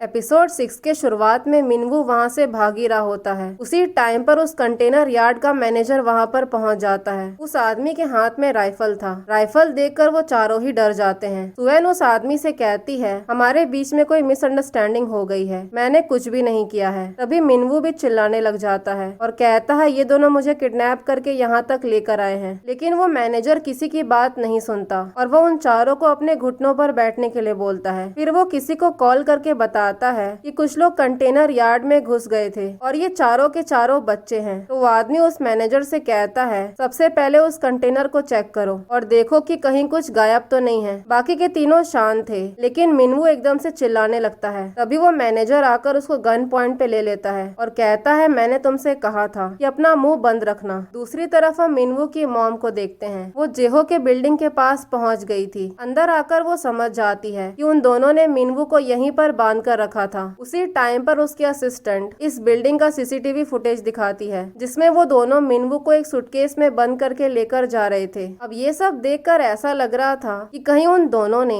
मिनवू को मार तो नहीं दिया, लेकिन मिनवू की मॉम कहती है मुझे पूरा भरोसा है कि वो जिंदा है। वो कहती है जब तक वो मिनवू की बॉडी को अपनी आंखों से नहीं देख लेगी तब तक उसका बेटा जिंदा है। इस तरफ उस मैनेजर के पास किसी आदमी का कॉल आता है। वो बताता है कि मैंने हायर अथॉरिटीज को इन्फॉर्म कर दिया है, थोड़ी ही देर में वो लोग कुछ आदमियों को वहाँ पर भेज रहे हैं। साथ ही में वो ये भी कहता है कि वहाँ पर जितने भी बच्चे घुसे हैं उन सबको जान से मार दो। अब ये सुनकर वो चारों ही डर जाते हैं। सुवेन चिल्ला चिल्ला कर बोल रही थी कि उसने कुछ भी गलत नहीं किया है। वो चारों ही उसके सामने बैक करने लग जाते हैं, लेकिन वो मैनेजर किसी की बात नहीं सुन रहा था। उसी टाइम पर मिनवू चिल्लाकर उस सेफ का पासवर्ड बोलता है। वो कहता है कि उस सेफ का पासवर्ड मेरा बर्थ डेट है, अगर आपको भरोसा नहीं होता है तो आप ट्राई करके देख लो। ये सुनकर वो मैनेजर एकदम से शॉक हो गया था। वो मिनवू से पूछता है कि तुम हो कौन? मिनवू बताता है कि उस सेफ का जो ओनर है वो उसके डैड है। साथ ही में वो अपने मॉम डैड का नाम भी बताता है। अब ये सुनकर वो मैनेजर किसी को कॉल करने लग जाता है। उसी टाइम पर जुनसंग मौका पाकर उस मैनेजर पर अटैक कर देता है। वो उसके हाथ से उस राइफल को छीनने लगता है, लेकिन वो आदमी उसको मारने लगता है। तभी जुनसंग चिल्ला कर कहता है तुम लोग मेरी हेल्प क्यों नहीं कर रहे हो? अब सुएन भी आकर उस आदमी को मारने लगती है। साथ ही में वो मिनवू से कहती है तुम यहाँ से भाग जाओ। अब इसी हाथापाई के बीच में एक गोली चल जाती है। अब दोबारा से वो मैनेजर शूट करने लग जाता है। इतने में जेहो आकर उसे पकड़ लेता है और साथ ही में मिनवू को हेल्प करने के लिए बोलता है। अब वो दोनों मिलकर उस आदमी को मारने लगते हैं। जुनसंग देखता है वो दोनों मिलकर उस आदमी को बहुत ही बुरी तरीके से मार रहे थे। ऐसा लग रहा था कि वो उसे जान से ही मार देंगे, इसीलिए वो तुरंत ही आकर उन दोनों को रोकता है। देखकर ऐसा लग रहा था जैसे वो आदमी मर चुका हो। मिनवू एकदम से सदमे में चला गया था। जुनसंग जेहो से कहता है हमें तुरंत ही यहाँ से भागना होगा और इस चक्कर में वो दोनों ही नीचे गिर जाते हैं। उसी टाइम पर जुनसंग देखता है उसके पैर से खून निकल रहा है। वो बहुत डर जाता है। तभी जेहो की नजर सुएन पे जाती है। एक्चुअली में जो गोली चली थी वो सुएन को लग गया था और वही खून जुनसंग के पैर पे भी लग चुका था। अब वो दोनों उसकी हेल्प करने की कोशिश करते हैं, लेकिन सुएन की हालत बहुत खराब थी। उसे काफी ज्यादा ब्लीडिंग हो गया था। जेहो पूरी कोशिश करता है कि वो सुएन की जान बचा सके, लेकिन इसके पहले कि वो दोनों कुछ करते तब तक वो मर चुकी थी। ये सब देखकर जुनसंग वहीं पर फ्रीज हो गया था। उसी टाइम पर जेहो उस कंटेनर यार्ड के अंदर जाता है। वो जैसे ही उस चेम्बर के अंदर घुसता है तो वो चेम्बर पैसों से भरा हुआ था। वहाँ पर इतने ज्यादा पैसे थे कि वो वहीं पर फ्रीज हो जाता है। उसे अपनी आंखों पर भरोसा नहीं हो रहा था। मिनवू को तो ऐसा लगा था कि यहाँ पर कोई पैसे नहीं है। उसे तो ऐसा लग रहा था कि उसने इन दोनों से झूठ बोला है, बट एक्चुअली में यहाँ पर बहुत सारे पैसे थे और मिनवू वहीं पर अंदर बैठा हुआ था। अब जेहो के पास बिल्कुल भी टाइम नहीं था। सबसे पहले वो उस गाड़ी को अंदर लेकर आता है और सारे पैसों को बैग्स में भरने लग जाता है, लेकिन मिनवू उसे ऐसा करने नहीं दे रहा था। वो जेहो से कहता है तुम ये पैसे नहीं ले सकते हो क्योंकि ये पैसे हमारे नहीं हैं। अगर तुमने ये पैसे ले लिए तो बहुत बड़ी प्रॉब्लम हो जाएगी। लेकिन जेहो उसकी बात नहीं सुनता। वो मिनवू को घसीटते हुए गाड़ी के अंदर बिठा देता है और उसने सारे पैसे बैग्स में भर लिए थे, लेकिन जुनसंग वहीं पर फ्रीज हो गया था। वो उसे बहुत ही मुश्किल से गाड़ी के अंदर बिठाता है और वो तीनों वहाँ से निकल जाते हैं। फिर थोड़ी ही देर में वो तीनों एक मोटेल के पास पहुँचते हैं। मिनवू उन दोनों से कहता है मैंने तुमसे झूठ बोला, मुझे तो पता भी नहीं था कि वहाँ पर पैसे हैं, लेकिन तुम लोग इन पैसों को नहीं ले सकते हो क्योंकि वो सारे पैसे बहुत ही खतरनाक लोगों के हैं। अगर तुम लोग पकड़े गए तो वो लोग तुम्हें जिंदा नहीं छोड़ेंगे, यहाँ तक कि तुम्हारी फैमिलीज भी डेंजर में आ जाएगी। ये सुनकर जुनसंग चिढ़ जाता है और मिनवू से कहता है तुम्हें इसे रोकना चाहिए था, तुमने सारे पैसे इसको क्यों ले जाने दिए। मिनवू कहता है तुम्हें क्या लगता है मैंने कोशिश नहीं की? मैंने बहुत कोशिश की, लेकिन इसका दिमाग खराब हो गया था, तो इसमें मैं क्या कर सकता हूँ। तभी जेहो उन दोनों पर चिल्लाने लगता है और कहता है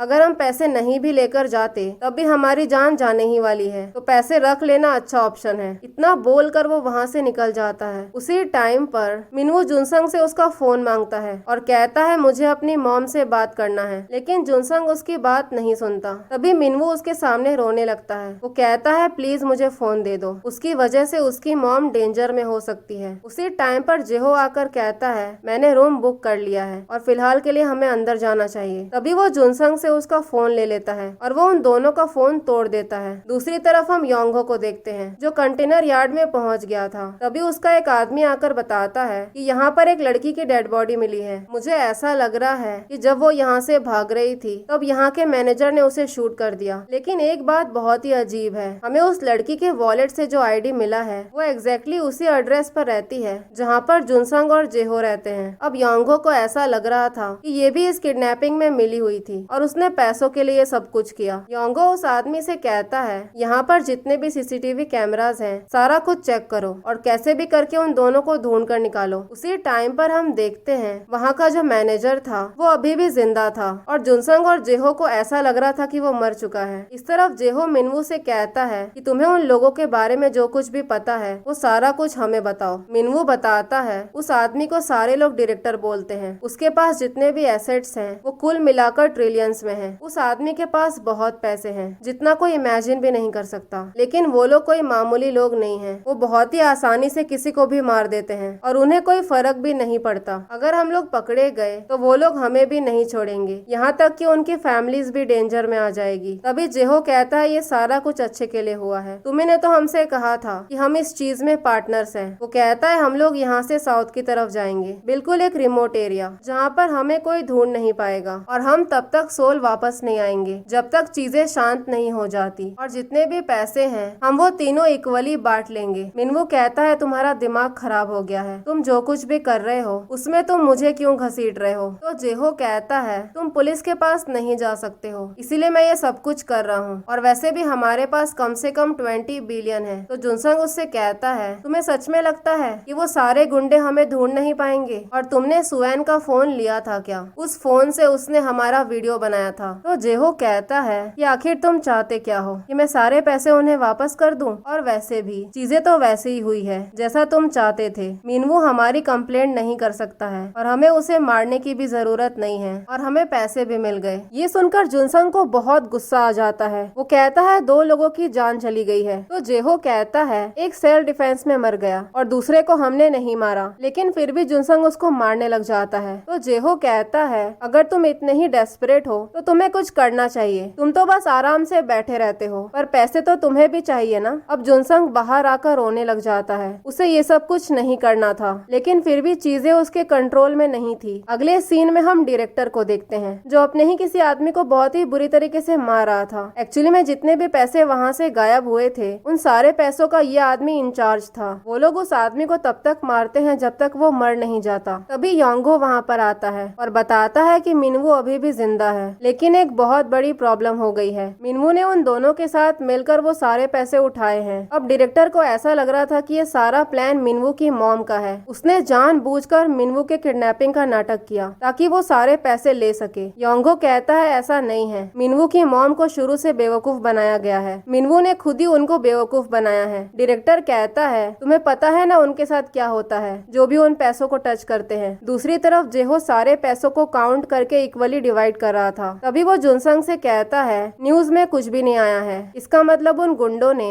उन दोनों की बॉडी को डिस्पोज कर दिया होगा। तभी जेहो उससे पूछता है हमें मिनवू के साथ क्या करना चाहिए? मुझे पूरा भरोसा है कि वो हमें डबल क्रॉस करेगा। उस पे भरोसा करना बहुत ही मुश्किल है, हमें उस पे नजर रखनी चाहिए। उसी टाइम पर मिनवू बाथरूम से बाहर आता है और हेयर ड्रायर को जोर से चला देता है ताकि उसकी आवाज जेहो को सुनाई ना दे। फिर वो जुनसंग से कहता है तुम मेरे साथ घर चलो, मैं अपनी मॉम को सब कुछ बता दूंगा और मैं तुम्हें सारे पैसे भी दे दूंगा। वो सारे गुंडे बहुत ही खतरनाक लोग हैं, लेकिन मेरी मॉम हम दोनों को प्रोटेक्ट कर पाएगी। लेकिन जुनसंग उसकी बात मानने को तैयार नहीं था। तो मिनवू कहता है तुम अपने डैड को बचा सकते हो, इसलिए तुम्हें इस बात को ध्यान से सोचना होगा। फिर अगले सीन में ये तीनों सो चुके थे। तभी एकदम से मिनवू की नींद खुलती है और वो वहाँ से भागने की कोशिश करता है। तभी वो देखता है कि जेहो ने उसके पैर को बेड से बांध दिया था इसके पहले कि वो अपने पैर को खोलता। तभी जेहो का फोन बजने लग जाता है। पता चलता है कि जेहो के पास एक और बर्नर फोन था, यानी कि जब उसने उन दोनों का फोन तोड़ दिया था ये सब कुछ उसने जुनसंग को दिखाने के लिए किया था। जेहो को लगता है कि वो दोनों सो रहे हैं, इसीलिए वो किसी से बात करने के लिए बाहर आता है, लेकिन एक्चुअली में मिनवू सब कुछ देख रहा था। वो समझ गया था कि इसके पास एक और फोन है। उसी टाइम पर हम देखते हैं जुनसंग भी जगा हुआ था। फिर अगले सीन में हम जुनसंग और जेहो के नेबर को देखते हैं। वो सुएन को टेक्स्ट करने की कोशिश कर रहा था, लेकिन उसका कोई भी रिप्लाई नहीं आता है, इसीलिए वो उसको फोन करने की भी कोशिश करता है पर उसका फोन भी नहीं लगता। तभी वहाँ पर उसकी मॉम आती है जो एक्चुअली में उस बिल्डिंग की ओनर थी। वो बताती है कि कल बिल्डिंग में बहुत सारे लोग आए थे, मुझे ऐसा लगता है कि जेहो ने बहुत सारे लोगों से पैसे उधार लिए हैं या फिर वो किसी बहुत बड़े प्रॉब्लम में है, इसीलिए कल बहुत सारे गुंडे बिल्डिंग में आए थे। उन लोगों ने उसका घर चेक किया लेकिन उन्हें वहाँ पर कोई नहीं मिला। ये सुनकर वो बहुत डर जाता है। उसे लगता है कि सुएन डेंजर में है, इसीलिए वो तुरंत ही उसके फ्लैट पर जाता है पर वो उसे वहाँ पर नहीं मिलती। तभी उसके पास सुएन के भाई का कॉल आता है। ये लड़का उसे बताता है कि वो कल रात से घर नहीं आई है, मुझे ऐसा लगता है कि वो किसी प्रॉब्लम में है। अब सुएन का भाई चिल्लाने लग जाता है। वो कहता है तुम्हें पता भी है सुएन के साथ क्या हुआ है? वो बताता है कि सुएन की डेथ हो चुकी है। फिर थोड़ी ही देर में ये सारा कुछ न्यूज में टेलीकास्ट हो जाता है। बताया जाता है कि सुएन की बॉडी एक हील के पास मिली है, यानी कि उन सारे गुंडों ने उसकी बॉडी को एक जगह पर डिस्पोज कर दिया था। पुलिस को ऐसा लग रहा था कि सुएन को एक्सीडेंटली गोली लग गई, क्योंकि ये एक हंटिंग एरिया था। इस तरफ से ये तीनों भी उसी न्यूज को देख रहे थे और इसी सीन के साथ एपिसोड 6 यहीं पर खत्म हो जाता है।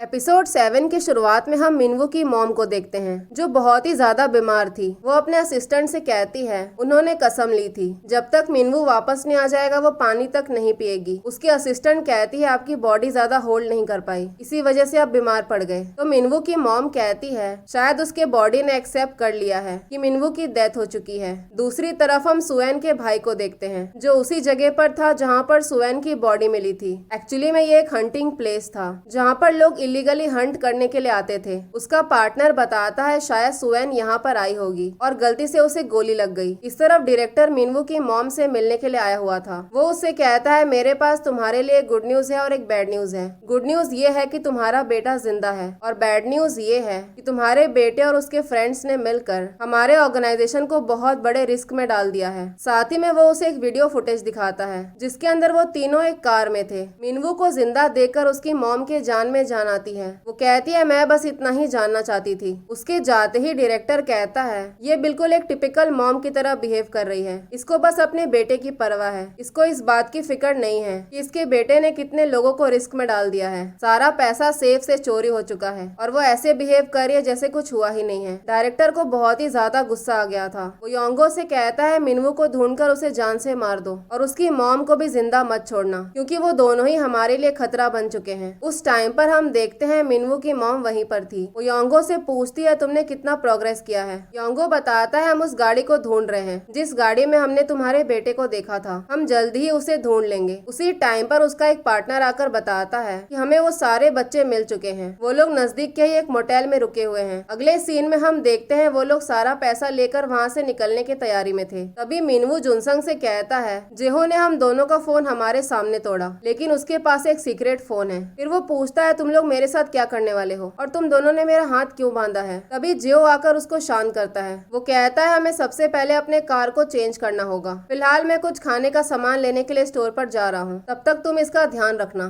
जेहो के वहाँ से जाते ही मिनवू दोबारा से जुनसंग को मैनिपुलेट करने लग जाता है। वो कहता है मैं जानता हूँ कि तुम दोनों बचपन के दोस्त हो लेकिन तुम दिमाग लगाकर सोचो, ये कोई सही तरीका नहीं है। तुम्हें जेहो की जरूरत नहीं है। इस वक्त तुम्हें मेरी और मेरी मॉम की जरूरत है। हम तुम्हें प्रोटेक्ट कर सकते हैं। इस तरफ जेहो कन्वीनियंस स्टोर पर कुछ खाने का सामान लेने के लिए आया हुआ था। तभी वो बाहर की तरफ उन्हीं गुंडों को देखता है और उन लोगों के साथ मिनवू की मॉम भी थी। मिनवू की मॉम को देखते ही वो पहचान जाता है। उसे याद आता है कि यही पैसों से भरा हुआ बैग लेकर स्टेशन पर आई थी। अब वो सारा खाना वहीं पर छोड़कर वहाँ से भागने लगता है। दूसरी तरफ जुनसंग मिनवू का हाथ खोल देता है। वो कहता है मुझे सारे पैसे नहीं चाहिए, मुझे बस 500 मिलियन वॉन चाहिए जो हमने पहले प्लान किया था। लेकिन फिर भी हम जेहो को ऐसे छोड़ नहीं सकते हैं। मिनवू उससे पूछता है तुम उसका इतना साथ क्यों देते हो, लेकिन जुनसंग कोई जवाब नहीं देता। मिनवू कहता है ठीक है मैं अपनी मॉम से बात करूंगा, लेकिन तुम्हें क्या लगता है जेहो हमारी बात से एग्री करेगा। तभी जेहो भागता हुआ वहाँ पर पहुँचता है और अगले ही मोमेंट वो तीनों वहाँ से निकल जाते हैं। अगले सीन में हम सुएन के भाई को देखते हैं जो सुएन की बॉडी का ऑटोप्सी करवाने के लिए हॉस्पिटल आया हुआ था। तभी उसका पार्टनर आकर बताता है हम उस क्रिमिनल को नहीं पकड़ सकते हैं जिसने तुम्हारी बहन को मारा है क्योंकि वहाँ पर कोई भी सीसीटीवी कैमरा या फिर कोई भी विटनेस नहीं था। हमें तो आइडिया भी नहीं है कि उसको किसने मारा होगा। तो सुएन का भाई कहता है तुम कहना क्या चाहते हो, तुम चाहते हो कि मैं यहीं पर गिव अप कर दूं? और मुझे तो ये भी समझ में नहीं आ रहा है कि आखिर सुएन इतने दूर से यहाँ पर क्यों आई थी। तभी वहाँ पर सुएन का बॉयफ्रेंड पहुँचता है जो एकदम ही सदमे में था। इस तरफ मिनवू की मॉम उसी होटल में पहुँच गई थी जहाँ पर वो तीनों रुके हुए थे, लेकिन उनके आने से पहले ही वो लोग वहाँ से निकल जाते हैं। एक आदमी बताता है कि सीसीटीवी कैमरा चेक करने पर पता चला है कि जुनसंग और जेहो ने ही मिनवू को किडनैप किया है और हमने यहाँ का इंटरनेट हिस्ट्री चेक किया। वो लोग रात भर बर्नर कार ढूंढ रहे थे। इसका मतलब तो यही है कि वो लोग अपने कार को चेंज करने वाले हैं। तो मिनवू की मॉम कहती है तुम लोग यहीं पर वेट करो और आसपास में जितने भी कार डीलर्स हैं उनके पास जाकर पता करो। दूसरी तरफ जुनसंग और जेहो एक कार डीलर के पास आए हुए थे और उन दोनों ने दोबारा से मिनवू को उसी सूटकेस में बंद कर दिया था। जुनसंग कहता है क्या ये सब करने की जरूरत है? तो जेहो कहता है ये कार डीलर्स बहुत ही डेंजरस होते हैं, इसीलिए हम दोनों को साथ में वहाँ पर जाना होगा और मिनवू को हम लोग ऐसे खुला अकेले नहीं छोड़ सकते हैं। इस तरफ मिनवू की मॉम जुनसंग के डैड के रेस्टोरेंट में आई हुई थी। तभी योंगो देखता है डायरेक्टर के सारे आदमी उनका पीछा कर रहे थे। मिनवू की मॉम को रेस्टोरेंट के अंदर जुनसंग के फोटोज मिल जाते हैं और वहीं पर जुनसंग की बहन थी जो उनको खाना सर्व करती है। मिनवू की मॉम उसके डैड के बारे में पूछती है। वो कहती है क्या तुम पैसे लेने के लिए आई हो, और अगर नहीं आई हो तो फिर मेरे डैड के बारे में क्यों पूछ रही हो? मिनवू की मॉम कहती है वो इस रेस्टोरेंट के ओनर है ना, इसी वजह से मैं पूछ रही हूँ। तो जुनसंग की बहन कहती है तुम तो अच्छे घर की लगती हो, तुम्हारे जैसे अमीर लोग यहाँ पर खाना खाने के लिए नहीं आते हैं। फिर मिनवू की मॉम जुनसंग के बारे में पूछती है तो जुनसंग की बहन कहती है अगर वो तुम्हें मिल गया तो तुम खुद ही उससे पूछ लेना कि वो कहाँ पर है। वो बताती है कि उसके डैड जुनसंग की वजह से ही हॉस्पिटल में एडमिट हैं और वो अभी बहुत ही क्रिटिकल कंडीशन में है। तो मिनवू की मॉम उसे 1 मिलियन देकर वहाँ से चली जाती है। अब वो बाहर आकर जुनसंग के डैड के बारे में पता करती है। वो कहती है जुनसंग जरूर उनसे कांटेक्ट करेगा। डायरेक्टर डायरेक्टर ने योंगो को मिनवू की मॉम को मारने का ऑर्डर दिया था, लेकिन उसके बावजूद वो उन्हें प्रोटेक्ट कर रहा था। दूसरी तरफ ये दोनों कार डीलर के पास आए हुए थे। वो आदमी कहता है हमारे पास तुम्हारे लिए एक परफेक्ट कार है, हम सारे पैसे कैश में लेंगे और बदले में हमें कोई भी आईडी नहीं चाहिए। ये सुनकर जेहो मान जाता है। वो कहता है तुम यहीं पर वेट करो, मैं बाहर से पैसे लेकर आता हूँ। अगले सीन में हम सुएन के भाई को देखते हैं, जो जेहो के फोन और उसके कार को ट्रेस करने के लिए आया हुआ था। इस तरफ जेहो भागता हुआ आता है और कहता है हमारी गाड़ी वहाँ से गायब है। वो दोनों बहुत डर गए थे। वो पागलों की तरह ढूंढने लग जाते हैं, लेकिन उन्हें उनकी गाड़ी कहीं नहीं मिल रही थी। अब जेहो जुनसंग पे चिल्लाने लगता है, कहता है मैंने तुमसे पहले ही कहा था कि हमें मिनवू को मारना होगा। वो सारे गुंडे हमें फॉलो करते करते यहाँ पर पहुँच गए होंगे। उन दोनों को समझ में नहीं आता कि आखिर उन्हें क्या करना चाहिए। तभी जुनसंग पूछता है गाड़ी की चाबी कहाँ पर है। तो जेहो कहता है चाबी मैंने तुम्हें ही दिया था, तुम्हारे पास ही होनी चाहिए। चेक करने पर जुनसंग को अपने जेब में ही चाबी मिल जाती है। उनको ऐसा लग रहा था किसी ने उनकी गाड़ी उठा ली। जेहो एकदम से वहाँ से भागने लग जाता है और जुनसंग उसको रोकने की कोशिश कर रहा था। इसी चक्कर में वो जुनसंग को एक पंच मार देता है और बदले में वो भी उसे मारने लगता है। वो दोनों ही एक दूसरे को पटक पटक के मारने लगते हैं। जेहो कहता है उसकी पूरी लाइफ खराब हो चुकी है। उसी टाइम पर वहाँ पर एक लेडी आकर कहती है तुम्हारी गाड़ी तो सेकंड फ्लोर पर पार्क्ड है और तुम दोनों थर्ड फ्लोर पर हो। जैसे ही वो सेकंड फ्लोर पर पहुँचते हैं तो देखते हैं उनकी गाड़ी तो वहीं पर थी, यानी कि इतनी देर तक ये लोग बेकार ही लड़ रहे थे। इस तरफ मिनवू की मॉम योंगो से कहती है मुझे पता है कि तुम एक अच्छे इंसान हो और अगर तुम मुझे मारना चाहते हो तो तुम्हें सबसे पहले मिनवू को ढूंढना होगा। तभी वहाँ पर एक डायरेक्टर का आदमी आकर बताता है कि हम उसे आज रात ही खत्म कर देंगे। योंगो कहता है मैं उसे खुद ही मारूंगा, इसलिए तुम लोग इन सब चीजों से दूर रहो। अगले सीन में हम देखते हैं योंगो का एक आदमी उसी कार डीलर के पास पहुंच गया था जहां पर थोड़ी देर पहले वो दोनों आए थे। वो योंगो को कॉल करके बताता है हमें वो दोनों मिल चुके हैं, यहाँ के लोगों ने कार का नंबर और मॉडल प्लेट बता दिया है, हम जल्दी उन्हें ट्रैक कर लेंगे। अगले सीन में हम जुनसंग के डैड को देखते हैं जो उसकी बहन से बात कर रहे थे। जुनसंग की बहन कहती है वो मेरा फोन नहीं उठा रहा है, आप ट्राई करके देख लो, शायद आपका फोन उठा ले। उसी टाइम पर वहाँ पर मिनवू की मॉम की असिस्टेंट आ जाती है और झूठ बोलकर कहती है कि वो पुलिस वालों के साथ है। इस तरफ मिनवू इन दोनों से कहता है कि उसे बाथरूम जाना है। अंदर आकर वो जुनसंग से पूछता है कि तुम ये सब कुछ कितना और आगे लेकर जाने वाले हो, लेकिन जुनसंग कोई जवाब नहीं देता। अब बाहर आकर वो दोनों बातें करने लग जाते हैं। जुनसंग जेहो से कहता है मुझे बहुत डर लग रहा है, कहीं लास्ट में हम लोग मिनवू को मार न दे। जब मैं मिलिट्री में था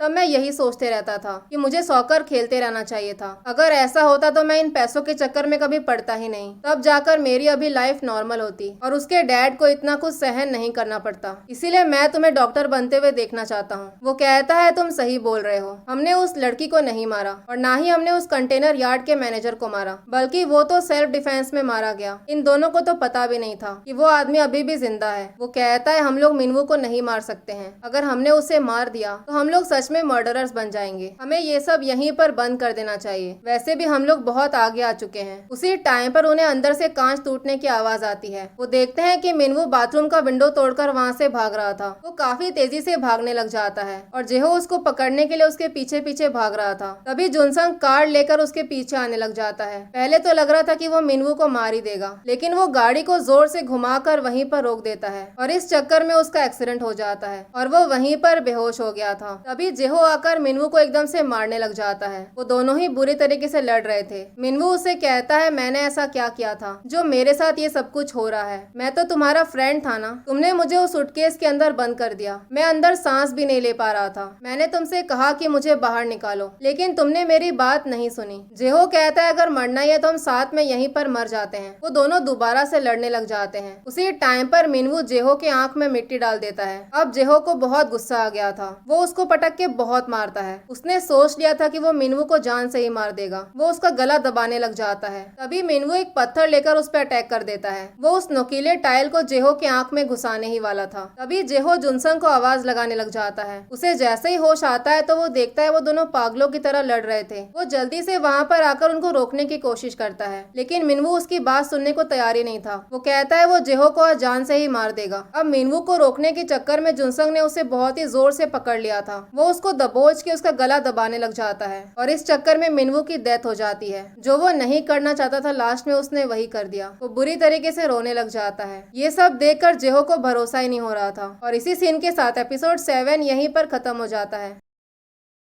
हेलो गाइस, तो फाइनली हम पहुंच चुके हैं इस सीरीज के लास्ट एपिसोड पर। पिछले एपिसोड के लास्ट में हमने देखा था जेहो को बचाने के चक्कर में जुनसंग मिनवू को इतनी जोर से दबोच लेता है कि उसकी ऑन द स्पॉट डेथ हो जाती है। एपिसोड 8 के शुरुआत में जेहो जुनसंग को वहां से लेकर जा रहा था। अब क्योंकि मिनवू की डेथ हो चुकी थी, इसलिए उन लोगों का वहां पर रुकना बिल्कुल भी सेफ नहीं था। जुनसंग इस सदमे से निकल ही नहीं पा रहा था कि उसने एक्चुअली में मिनवू की जान ले ली। इसीलिए जेहो उसको घसीटते हुए गाड़ी में बिठाकर ले जाता है। कार में भी जेहो उससे बात करने की बहुत कोशिश कर रहा था, लेकिन जुनसंग कोई भी जवाब दे ही नहीं रहा था। देखकर ऐसा लग रहा था जैसे कि वो सदमे में चला गया हो। फिर वो उसे लेकर एक होटल में पहुंच जाता है। जेहो उससे कहता है कि सब कुछ ठीक हो जाएगा और मुझे पता है कि तुमने ये सब कुछ जानबूझकर नहीं किया, तुमने उसकी जान नहीं ली। वो रोते हुए जुनसंग से माफी मांगने लग जाता है। जुनसंग कहता है लगता है मैंने सब कुछ बर्बाद कर दिया। फिर अगले सीन में हम सुएन के भाई और सुएन के बॉयफ्रेंड को देखते हैं। सुएन का बॉयफ्रेंड उसे बताता है कि एक बार मुझे सुएन ने इस ऐप के थ्रू ट्रैक किया था और उसी एप्लीकेशन को यूज करके वो लोग सुएन का लास्ट लोकेशन ट्रैक कर रहे थे। चेक करने पर पता चलता है कि ये सेम लोकेशन जेहो के फोन का भी लास्ट लोकेशन था, यानी कि सुएन और जेहो एक टाइम पर एक ही लोकेशन पर थे। दूसरी तरफ डायरेक्टर योंगो से पूछता है तुमने ऐसा क्यों किया? जितने भी लोगों को मैंने भेजा था तुमने उन लोगों को क्यों रोका? योंगो कहता है मुझे ऐसा लगा कि सही टाइम नहीं आया है। अगर मिनवू की मॉम को कुछ हो गया तो हमें हमारा पैसा कभी भी नहीं मिल पाएगा। डायरेक्टर कहता है मुझे पता है कि तुम झूठ बोल रहे हो, बचपन से मैंने तुम्हारा ध्यान रखा है, तुम कभी मेरे अगेंस्ट नहीं गए, तो फिर अचानक से तुम्हें क्या हो गया है? एक माँ का अपने बच्चे के लिए प्यार देखकर क्या तुम्हारा दिल पिघल गया? फिर अगले सीन में हम जुनसंग और जेहो को देखते हैं जो सारा पैसा लेकर वहाँ से जा रहे थे। जेहो कहता है जैसे ही मिनवू की बॉडी मिल जाएगी उस टाइम पर सारा सिचुएशन बदल जाएगा। तभी जुनसंग उससे उसका फोन मांगता है। कहता है मुझे पता है कि तुम्हारे पास एक सीक्रेट फोन है, उसी फोन से तुम मिनवू की मॉम को कॉल करते थे और उस रात तुमने उसी फोन को यूज करके अपने प्रोफेसर को कॉल किया था। जेहो पूछता है तुम्हें किसको कॉल करना है? जुनसंग कहता है मुझे अपने डैड को और उस मनी लेंडर को कॉल करना है जिन लोगों से मैंने पैसे लिए थे। फिर वो जेहो से कहता है हमें ये कंट्री छोड़ देना चाहिए, जैसे मैं उनके सारे पैसे भर दूंगा और कुछ पैसे डैड को दे दूंगा, उसके बाद हमें यहाँ से चले जाना चाहिए क्योंकि इसके अलावा हमारे पास और कोई ऑप्शन नहीं है। अब कुछ सोचकर जेहो उसे वो फोन दे देता है। कॉल पर वो मनी लेंडर जुनसंग से कहता है मैं तुम्हें लोकेशन सेंड कर दूंगा, तुम 12 बजे तक सारे पैसे लेकर वहाँ पर पहुँच जाना। फिर वो अपने डैड को कॉल करता है जो कि हॉस्पिटल में एडमिट थे। उसके डैड पूछते हैं तुम इतने टाइम से कहाँ पर हो? मैं तुम्हें कितने टाइम से कॉल कर रहा हूँ। तो जुनसंग रोते हुए कहता है मैं कुछ टाइम तक घर वापस नहीं आ पाऊंगा। वो बताता है कि मैं लॉकर में आपके लिए कुछ रख रहा हूँ, आप वहाँ पर जाकर वो सब कुछ ले लेना। जैसे ही सिचुएशन नॉर्मल हो जाएगा मैं आपको दोबारा से कॉल करूंगा। यहाँ पर हमें पता चलता है कि मिनवू की मॉम की सेक्रेटरी वहीं पर थी। जुनसंग के डैड उससे कहते हैं जुनसंग के जगह पर मैं आपसे माफी मांगता हूँ। वो कहती है आप फिक्र मत करो, हम आपके बेटे को सेफली आपके पास लेकर आएंगे। अब वो ये सारा कुछ मिनवू की मॉम को मैसेज करके बता देती है। उसको पता चल गया था कि जुनसंग कहाँ पर जाने वाला है। फिर वो जैसे अपने रूम से बाहर निकलती है तो देखती है फ्रिज का दरवाजा खुला हुआ था और वहाँ का सारा सामान बिखरा पड़ा था। पहले तो वो बहुत डर जाती है। फिर वो जैसे आगे बढ़ती है तो देखती है वहाँ पर तो मिनवू था जो कि फ्रिज से खाना निकाल कर खा रहा था, यानी कि मिनवू अभी भी जिंदा था। वो दोनों एक दूसरे की तरफ देखकर रोने लग जाते हैं। फिर अगले सीन में हम सुएन के भाई को देखते हैं जो उसी लोकेशन पर आया हुआ था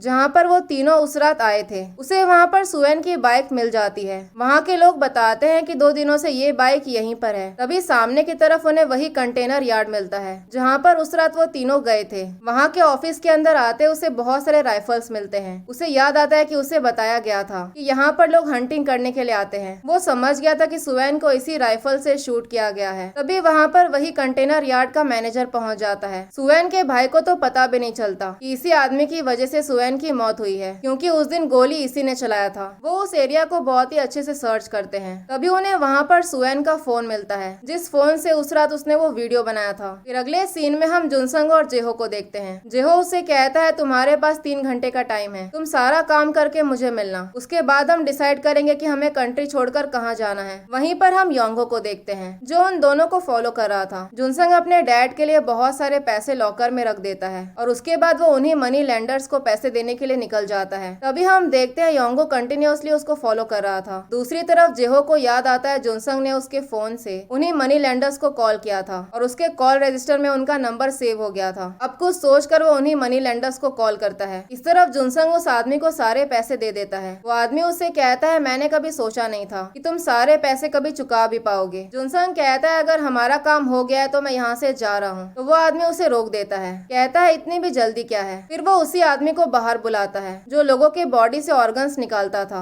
जुनसंग को याद आता है कि ये तो वही आदमी है जो एक बार उसका ऑर्गन्स निकालने ही वाला था। तभी वो मनी लेंडर जुनसंग से कहता है किसी ने मुझसे रिक्वेस्ट किया है, जो 400 मिलियन तुमने मुझे दिया है वो उसमें एक्स्ट्रा 200 मिलियन ऐड करने के लिए तैयार है। बदले में वो चाहता है कि हम तुम्हारे सारे ऑर्गन्स बेच दे और तुम्हारे बचे कुचे शरीर को समुद्र में फेंक दे, यानी कि वो तुम्हें मरवाना चाहता है। क्या तुम जानना नहीं चाहते कि वो इंसान कौन है? वो और कोई नहीं बल्कि तुम्हारा दोस्त जेहो है। ये सुनकर जुनसंग रोने लग जाता है। उसे तो भरोसा ही नहीं हो रहा था कि जिस दोस्त का हमेशा उसने साथ दिया उसी ने लास्ट में आकर उसे धोखा दे दिया। साथ ही में वो बताता है कि जेहो तुमसे लास्ट बार बात करना चाहता है। तभी जेहो उसे कॉल करता है। वो जुनसंग से कहता है अब तक तुमने सब कुछ सुन ही लिया होगा। वो कहता है कि मैं कंट्री छोड़कर नहीं जा सकता हूँ और ये बात तुम बहुत ही अच्छे से जानते हो। मैंने इस बारे में बहुत सोचा। अपने लाइफ को चेंज करने का मेरे पास यही एक लास्ट ऑप्शन है। जुनसंग कहता है कोई प्रॉब्लम नहीं है, मैं तुम्हारी बात समझ सकता हूँ और तुम्हें माफी मांगने की कोई जरूरत नहीं है, बल्कि माफी तो मुझे मांगनी चाहिए। वो जेहो से कहता है जैसी चीजें तुम चाहते हो वो चीजें वैसे वर्क नहीं करने वाली। मैं तो तुम्हें और मिनवू दोनों को बचाना चाहता था। तुम्हें जल्द ही सब कुछ पता चल जाएगा। अब सारे गुंडे मिलकर जुनसंग को पकड़ लेते हैं। इस तरफ जेहो जैसे ही सामने की तरफ देखता है तो सारे गुंडे बिल्कुल उसके सामने खड़े थे। तभी एक आदमी आकर उस पर अटैक कर देता है। दोनों तरफ से सारे ही लोग उन दोनों को मार रहे थे। इस तरफ ये आदमी जुनसंग को एक एनेस्थीसिया का इंजेक्शन लगाता है। उसी टाइम पर उन्हें बाहर से कुछ आवाज आती है। पता चलता है कि योंगो वहाँ पर पहुँच गया था। वो पूछता है कि जुनसंग कहाँ पर है। वो सारे गुंडे कोई भी जवाब नहीं देते, इसलिए योंगो उनको मारने लग जाता है। कोई भी उसके सामने टिक ही नहीं रहा था। वो उन लोगों से बहुत ही प्यार से पूछता है, लेकिन वो लोग कुछ भी बोलने को तैयार ही नहीं थे, इसीलिए वो उनके लीडर को ही खत्म कर देता है। अंदर आकर वो जुनसंग से मिनवू के बारे में पूछता है तो जुनसंग कहता है तुम खुद ही उससे पूछ लो, क्योंकि मिनवू अभी भी जिंदा है। उसी टाइम पर उसका दूसरा आदमी वहाँ पर पहुँचता है। वो उससे जेहो के बारे में पूछता है, लेकिन वो कुछ बोल ही नहीं पाता। वो जैसे ही बाहर आता है तो मिनवू की मॉम वहाँ पर खड़ी थी। मिनवू की मॉम कहती है सिर्फ डायरेक्टर ही वो इंसान नहीं है जो गंदे गेम्स खेल सकता है। फ्लैशबैक सीन में हम देखते हैं डायरेक्टर ने योंगो से कहा था कि मिनवू के साथ साथ उसकी मॉम को भी मार दो, वो दोनों ही हमारे लिए खतरा है। उस टाइम पर योंगो के आदमी ने सारा कुछ सुन लिया था। वो मैसेज करके मिनवू की मॉम को सब कुछ बता देता है। प्रेजेंट में वो योंगो से कहती है सबसे पहले तुमने मुझे मारने का प्लान किया था, तो फिर अब तुम मुझे ऐसे क्यों देख रहे हो? योंगो कहता है मुझे मारने से ये सब कुछ खत्म नहीं होगा। तो मिनवू की मॉम कहती है सब कुछ तब तक खत्म नहीं होगा जब तक डायरेक्टर जिंदा है। मैं सिंडिकेट को अपने कंट्रोल में लेकर उसे डिपार्टमेंटल स्टोर में कन्वर्ट करने वाली हूँ। दूसरी तरफ मिनवू की मॉम के सेक्रेटरी ने डायरेक्टर और उसके सारे आदमियों को खत्म कर दिया था। वो उसे कॉल करके बताती है काम कंप्लीट हो गया है। फिर वो उनसे पूछती है हमें जेहो और जुनसंग के साथ क्या करना चाहिए। तो मिनवू की मॉम कहती है तुम ये सारा कुछ मिनवू से पूछो, वो जैसा बोलता है बिल्कुल वैसा ही करो। फिर उसकी सेक्रेटरी मिनवू को कॉल करती है। फिर अगले सीन में हम जेहो को देखते हैं जिसको एक जगह पर बांध के रखा हुआ था। तभी वहाँ पर मिनवू की मॉम का वही आदमी आ जाता है। वो जेहो के फेस पे एक प्लास्टिक लगा देता है। वो उसे तब तक सफोकेट करता है जब तक वो मर नहीं जाता, यानी कि जेहो की डेथ हो जाती है। दूसरी तरफ हम जुनसंग को देखते हैं। जैसे उसकी आंखें खुलती है तो उसे बाहर से कुछ आवाज आता है। वो जैसे ही बाहर आता है तो वो मिनवू को देखता है। मिनवू उसे कहता है हम लोग काफी टाइम के बाद मिल रहे हैं। जुनसंग उससे पूछता है मैं यहाँ पर कब से हूँ? मिनवू कहता है तुम 4 दिनों तक बेहोश थे, तुम्हें बहुत ही हैवी डोज का एनेस्थीसिया दिया गया था, तुम्हारी जान बचाना इतना आसान नहीं था। जुनसंग पूछता है तुमने मेरी जान क्यों बचाई? तो मिनवू हंसते हुए कहता है क्योंकि तुमने मेरी जान बचाई थी। तुम तो बहुत ही कमाल के एक्टर हो। तुम उस दिन ऐसा प्रिटेंड कर रहे थे कि तुम मेरा गला दबा रहे हो, जबकि तुम तो ऐसा कुछ कर ही नहीं रहे थे। पहले तो मुझे समझ में नहीं आया कि आखिर तुम करना क्या चाहते थे। फ्लैशबैक सीन में हम देखते हैं जब जुनसंग जेहो को बचाने के चक्कर में मिनवू का गला दबा रहा था, उस टाइम पर वो बार बार एक ही बात बोल रहा था। वो कह रहा था मिनवू प्लीज मर जाओ। यहाँ पर हमें पता चलता है जुनसंग ने उसको बहुत ही धीरे से पकड़ा था। एक्चुअली में वो उसका गला दबा ही नहीं रहा था। मिनवू को समझ में नहीं आता कि आखिर ये कर क्या रहा है, लेकिन कुछ टाइम के बाद उसको रियलाइज हुआ कि वो जेहो के प्लान को खराब करने की कोशिश कर रहा है ताकि वो मिनवू की जान बचा सके। प्रेजेंट में जुनसंग जेहो के बारे में पूछता है। मिनवू कहता है क्या तुम जानना चाहते हो कि वो कहाँ पर है? सच तो ये है कि मैं तुम दोनों को अपने हाथों से मारना चाहता था, लेकिन मैं चाह कर भी तुम्हारे साथ ये सब कर ही नहीं पाया, क्योंकि कहीं ना कहीं तुम हमेशा ही मेरी मदद करते थे। तुम हमेशा मुझसे माफी मांगते रहते थे और हाई स्कूल में भी तुम ही मुझे कंधे पर उठाकर मेडिकल रूम लेकर गए थे। तुम एक लौते इंसान हो जिसने मेरे लिए इतना कुछ किया। जुनसंग उसे दोबारा माफी मांगता है। मिनवू कहता है अब तुम्हें माफी मांगने की जरूरत नहीं है, क्योंकि हम लोग माफी से काफी आगे पहुंच गए हैं। हमें दोबारा से कभी नहीं मिलना चाहिए। तुम अपना ध्यान रखना और जो पैसे तुमने लॉकर में रखे थे ना, वो अभी भी वहीं पर रखे हुए हैं, तुम चाहो तो यूज कर सकते हो। फिर अगले सीन में जुनसंग उसी लॉकर के पास पहुंच जाता है, लेकिन वो चाह कर भी उन पैसों को ले ही नहीं पाता। उसी टाइम पर वहाँ पर एक डिटेक्टिव पहुंच जाता है। तुम्हें किडनैपिंग, असॉल्ट और मर्डर के लिए अरेस्ट किया जाता है। यहाँ से कहानी आ जाता है कुछ साल आगे, जहाँ पर जुनसंग जेल से छूट चुका था। अब क्योंकि वो माइनर था, इसीलिए वो कुछ ही सालों में बाहर निकल जाता है। वहाँ का गार्ड उसे उसका सामान देता है। उस सामान में उस लॉकर का रिसीप्ट भी था, जिस लॉकर में उसने सारे पैसे रखे थे। वो हंसते हुए उस रिसीप्ट को फाड़ के फेंक देता है और मन में कहता है मुझे ये पैसे नहीं चाहिए। सीरीज के लास्ट सीन में जब वो बस स्टैंड पर था और वो अपने घर की तरफ जा रहा था, उसी टाइम पर उसे पीछे से जेहो के बुलाने की आवाज आती है। उसे ऐसा लगता है कि वो उसे बुला रहा है। ये देखकर जुनसंग बहुत इमोशनल हो जाता है, क्योंकि वो दोनों बचपन के दोस्त थे। लेकिन फिर भी जुनसंग पीछे मुड़कर नहीं देखता। वो जानता था कि उसे जिंदगी भर ये चीज हॉन्ट करने वाला है। उसे हमेशा ही जेहो की आवाज सुनाई देगी, लेकिन उसे किसी भी कंडीशन में अपनी लाइफ में आगे बढ़ना है, पीछे मुड़कर नहीं देखना है। ये लास्ट सीन लिटरली सैड था और इसी के साथ ये बेहतरीन ड्रामा यहीं पर खत्म हो जाता है। इस ड्रामा का बेसिक लेसन यही है कि अगर आप अच्छा करोगे तो कहीं ना कहीं आपको वो रिटर्न मिलेगा। जुनसंग ने हमेशा ही मिनवू की मदद की थी और वो अपनी अच्छाई की वजह से आज जिंदा था। उसके मन में हमेशा ही गिल्ट था कि वो गलत कर रहा है। मुझे कमेंट करके जरूर बताएं कि आपको ये ड्रामा कैसा लगा। अगर आप लोगों को मेरी एक्सप्लेनेशन पसंद आई हो तो आप लाइक, शेयर और सब्सक्राइब कर सकते हैं। Thank you so much for watching.